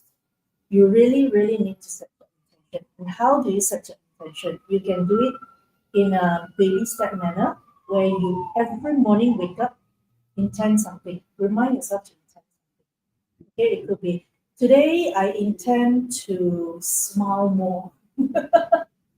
All right, today I intend to do something differently. And what is that? Today I intend to show up dressing in this manner, for example. Today I intend to actually focus on what you set your intention. As you set your intention, practice makes progress, like what Anthony mentioned. As you set your intention, it becomes habitual. Okay, when it becomes habitual, you realize that, oh, sometimes you don't even need to remind yourself. You can actually do it spontaneously, okay, unconsciously. So what I mean by that is that when you set your intention to be focused, you can also set an intention to, I want to be focused in doing this for how long, for example. So it's like goal setting, but it's not so much about goal setting in that magnitude manner, but it's a small bite sizes, right? It's the tiny steps, tiny intention that you set for yourself. This is also a self-awareness techniques that you can actually bring in. I set an intention to do this for the next 2 hours, all right? Then you can actually mention to your unconscious mind, because the only person that is always listening to ourselves is our unconscious mind, or some people call it the subconscious. So when you say I'm going to focus on this for the next 2 hours, I'm not going to be distracted by all the gadgets. So you have to consciously, maybe just mute or silence your gadget and make sure that in between that time that you allocate the 2 hours, you're not expecting something else, right? So plan your time, plan what is it that you want to focus on. And if you actually want to learn up a new skills, for example, or you want to bring in a new ritual, make it consistent in that timing, because your body will learn the habits. Frankly, habits are not for the conscious mind only. The conscious mind just decides what habit to actually take on, what habit to actually kick off. the one that actually learns these habits is the unconscious part. Is our body, is our programming. That's why it takes 21 days times 3 sets to actually learn a new habits. It is to allow our body to resonate with, to allow our body to reckon with, to allow our body to, oh, okay, I know now that this is safe. This is a habit that is safe to adopt. I don't need to go into the freeze, fight, and flight mode. All right. So it is to allow our body to take it. So start small. You can start with intention, and then move on to practice what you say you practice, because practice makes progress, or practice leads to progress. And then from there, communicate with yourself well, talk to yourself well. Right. So with that, raising your intelligence, Nicole, you have anything to share further, or what would you like to let the audience know? I talk about raising intelligence is number one is self-awareness, right? So I think you mentioned about practicing 15 minutes a day. Was it? Yeah, 20 minutes a day. 20 minutes a day. Okay. So I think any skill set that you want to take, so which means in this case is intelligence. So if, for example, you want to raise your financial intelligence, like for me, I'm not a numbers person. Oh, the number person is Anthony coming Yes, up. correct. Okay. So maybe Anthony would be the best person to provide data. But if you're asking people like me, if I want to increase my, financial intelligence, what's the one thing that I do immediately is maybe I want to find out what is it that I want to do. Is it I want to, like you say, intention, or is it I want to grow my wealth? Is it I want to start saving money for whatever reason, or is it because I want to buy my next big house or next car? So I think have that intention. And you want to increase your financial intelligence, this is what I will do. I will pick up something that I want to learn, and then I spend 15 to 20 minutes per day. Of course, when the topic gets more interesting, you need to spend more time. You can go ahead. But I think all the daily practice adds up. So maybe, for example, I picked up say value investment 10 years ago, right? So obviously, I don't know anything about value investment. So I went for a course. So of course, you can also go for a course. You need a mentor, right? A mentor will guide you. And then they put you on 2 weekends. So you go for a weekend, you learn the basic, they ask you to go back and do more work, and then you come back again. And then you also have a community. So if you ask me, right, having a community is also very important other than having a mentor. So if you have the right community, then of course, please go ahead and join us. So like for example, value investment community. Still not very good, but compared to 10 years ago, I'm much better, right? So I'm not the best, but it's about yourself. Whether what is the percentage that you want to improve, you want to be, as long as there is a better version of yourself, you're increasing your intelligence, and that's what you want. I think that's the most important thing. Do what makes you happy, and not what makes other people happy, right? You make your parents happy or children happy. So look into what you want to work on, because there's so so many intelligence that we focus on earlier. So pick on one that you want to work on, and then choose financial intelligence because that's the easiest. You can go for a course, you can read a book, you want to learn about crypto, then please go and learn from crypto guru, stuff like that. So yeah, so that's fine. So spend time. After awareness, set intention, and then we need to spend time and go and join a community if possible, other than finding the mentor, because like-minded people. So they say that you are the average of 5 people you mix with, right? Yeah. So when you join, let's say a new company, let's say you're working for 6 months, you need to learn the trade. So for example, like we are headhunter, I used to be headhunter. How would I know anything about headhunting if I just join? So I need to mix with the right person who can teach me the skill set or whatever that I lack, and then I should pick up the skills. So I mix with them. 5 people that you think can raise up the intelligence, whatever area that you want to go. Very practical, yes. Anthony? No, let's talk about raising intelligence. Actually, don't have much on this, because I think just now what I mentioned earlier on practice is the way to raise intelligence. I think that should be the focus. So don't really have much to add on, but I think in general it's still go back to yourself. I think that's the last thing I would say. Go back to yourself and see what you really want in life. Think about longer than what you really want. That means if you're at your 30s, you think about what you really want in the next 1 year, 3 year, 5 year, 10 years, 20 years. Think about it. You look at the people around you who are around that age and think, do I want to be around like that? You want to be like them or not? Wow. Yeah, I think that's the basic thing. Go back to yourself and say what you want, because life really is only once. So over means gone already. True. And so really look at it and say plan and enjoy it. I think in fact my whole life, right, the best part, right, of what I do this is actually my teenager year. I tell myself during my tertiary time, I said that I want to enjoy my life. Were I you want to do well. Were you rebellious? I was not. Actually, I was not rebellious. I tried to enjoy Now my, must be rebellious. life, study life before I go army and all this. And in fact, that if I look back, that should be that actually is my happiest life. So I think that made me think through that maybe we should go back to ourselves and say what you really enjoy in our life, and do it. Yeah. So during that time, I was not really rebellious, but I was like joining a lot of activities that I like. For example, in the end, I became a union president, that kind of thing. So I can think like an adult, but at the same time, like still a child. Like Very curious mind, teenager, not child, but and then with deal a with a curious lot mind. of people who are working. Because when you are a student union president, you deal with the adult world at the same time, students work at the same time, things like that. Then I enjoyed really that experiences. Enjoy really deep friendship. The kind of friendship that before we left for our army days. The guy. I mean, I was from engineering studies. Although I didn't. Engineer guy. Although I didn't use any part of engineering for my work, but which is very common in our days, because our days government want us to become engineers. Not doctors, Oh, Doctor- now we always- know.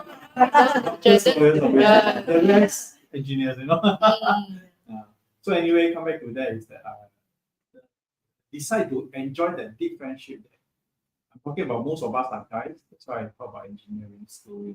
Most of us are guys. That kind of friendship, never find. Yeah. The kind of you really cry. I really, that day, the last day, going army. Really, all the guys cry. Wow. The kind of emotional side of the the guys. kind of life that we went through every day, because that our school and your school today is a bit different. Our school then, I think most of us are so our school then cannot choose timing one. All the timing choose by the school. So you have 2 hours lecture, then 2 hours free, that kind of thing. So 2 hours we'll all stay together. We will not go anywhere. We'll stay together in the staircase, corner, and all these things. Someone will perform, someone will sing songs, someone will talk jokes, and all this kind of thing. That kind of life. So really think about it, what you really want. Choose around the community. Choose the kind of impact you want in your life. That when you really go through it, you say, yeah, that is what I planned and I enjoyed it. Okay, I'm very happy. So I think that's the thing. Eddie have been with us for the whole session. You got any sharing or takeaways that you get most from this session? I just say like that. Sure.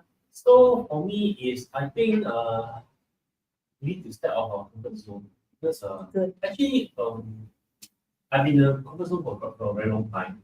But I find that you need to make a change in your lifestyle habits to see a difference. If you keep doing the same thing year after year, it's just there's no change in your results. You must make a change and step out. That's all. Kathy. Hello. Hello. Hey. Kathy just came. We're just sharing about the topic of raising intelligence. Do you have any takeaways from this topic? Raising intelligence. Yes. What's your thoughts Simple about sharing. intelligence and how we can they raise it? You have to continue learn and like acquire spiritual knowledge.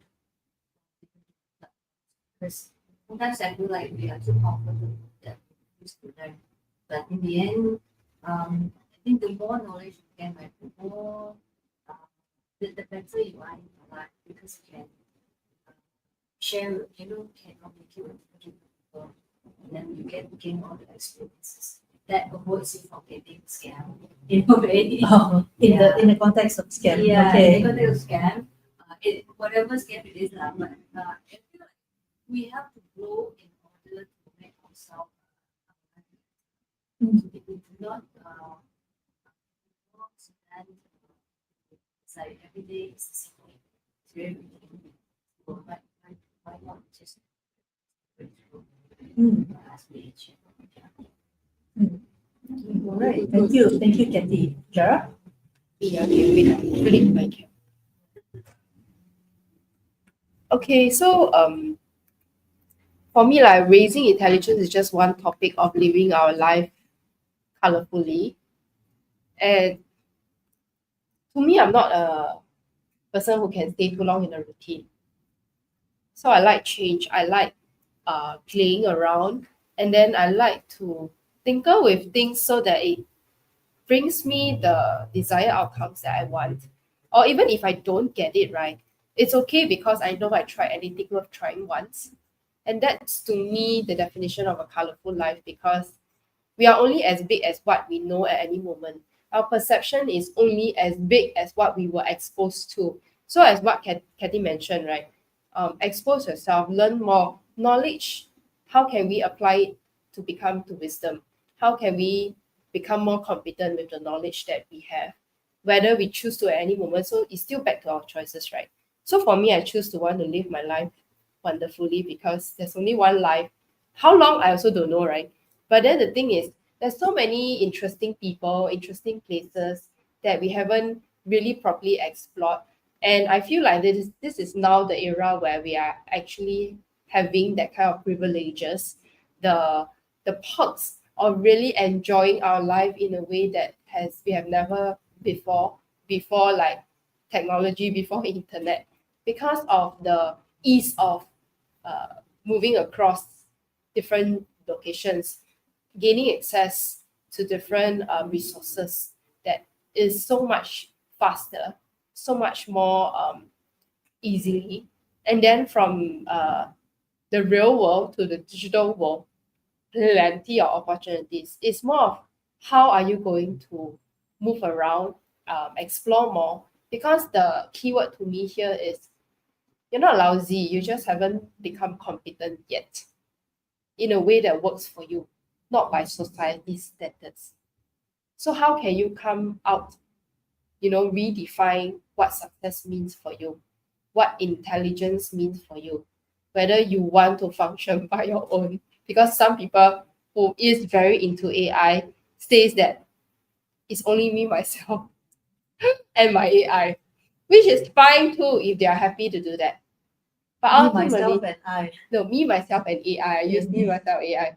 Okay. So in that sense, right, everybody is just talking about it. How do you use it smartly? I think the takeaway for me that I want to share is you are the human beyond tools, beyond knowledge, beyond information, beyond grades, depending on how old are you at the end that right now at the moment. How do you want to live your life is maybe you want to start asking yourself, how can you be more self-aware in a way where you get to know yourself more and more to discover things that you didn't know was buried deep inside, whether is it trauma, whether is it hurt, whether is it unleash potential, because our key topic is unleashing your potential. Our team. Yeah, our team lah, umbrella team lah. So with that in mind, right, how can you step out, right, from your thoughts to translate everything else into the communication so that you either help people to understand you so that they can also start to connect resources with you, for you, to you, and vice versa. Because if not, right, thoughts and knowledge are always stuck in our heads. There's no way people can understand what you need if you don't come out and, articulate, influence, negotiate, whatever keyword you want to use to move from position A to B to C, continue to move forward. So that's my sharing for today. And I think I'm done. I mean, okay, so even though we are adults, right, we're never too old to play, okay? So if nobody gives you the playground to play, right, create your own playground. That's why I wanted to share with them. Because it's like, what? I already cannot play, man. Very weird, like. Or come join us. Yeah, we are Build constantly playground playing. together. Okay, so why interesting that you talk about playgrounds, because where I'm coming from is that life is like a show. Life is like a story that we want to live in as an actor or an actress in it, right? So for a story to come alive, if we are the actor and actresses in it, we want to ask ourselves, what is this story about? So translating it to ourselves, we ask ourselves, what is it in this life that I really, really want to experience? What is it that I want to experience? And in this, and to actually experience this, what are the resources that I need? Right? What is it that I need so that I can experience this? And then as I experience this, as I grow, as I become the next best version of myself, who can I be of service of? Who can I benefit? Who are the people who will benefit from this kind of experience that I have? Right? So in doing so, raising your intelligence come in very aptly in a manner that it serves us to actually bring us back to our self-awareness, tune back, journeying into ourselves again and ask ourselves, what is it that I want to experience? And to experience this, what is in the way, or what are in the way, and what is it that I need to work on so that I can let go? And what is it that I can go out and actually acquire so that I can actually experience the kind of life that I want? And then because everything flows, whatever that comes into us, whatever that's blessed to us, we can actually bless it to others. Whether you reckon with or don't reckon with, you realize or you don't realize, you're actually blessing others. Because life is about us connecting with each other, us connecting with the environment that we're in, us connecting with a lot of things that surround us. Don't say you want to be me, myself, and AI. No, because you're breathing the air, you're depending on another life form to translate the carbon dioxide into oxygen for us to breathe, to have this life to continue. So it's an interdependence in a broader manner. All right, whether you realize it or not. So we are not always on our own. Okay, that's always a flow in it. Whatever that comes and bless to us, we will be blessing to others, whether we consciously or unconsciously aware of it. So choose the kind of the conscious blessing that you want to bless others with, and receive it in a manner that you consciously received it, that allows you to grow as a person and experience the kind of life that you want. That's raising intelligence. That's also about you tapping to your highest potential. All right, that is also in a way unleashing the potential that's within you, and you will then write your own story. And that's the story of life that you will write, that you will leave behind in memories, in how you actually going to leave behind with how people resonates with you. All right, so that's my summary for today's topic on raising intelligence under this broad umbrella called Unleash Your Potential. So thank you for those who actually tune in live. Thank you for those who actually come in here face to face. We are having this every first and third Mondays of the month. And we are live on TikTok, on our individuals' channels, as well as YouTube. All right, feel free to come and join us. And we do share what's the next topic in posters in our YouTube channel, in our Facebook, and all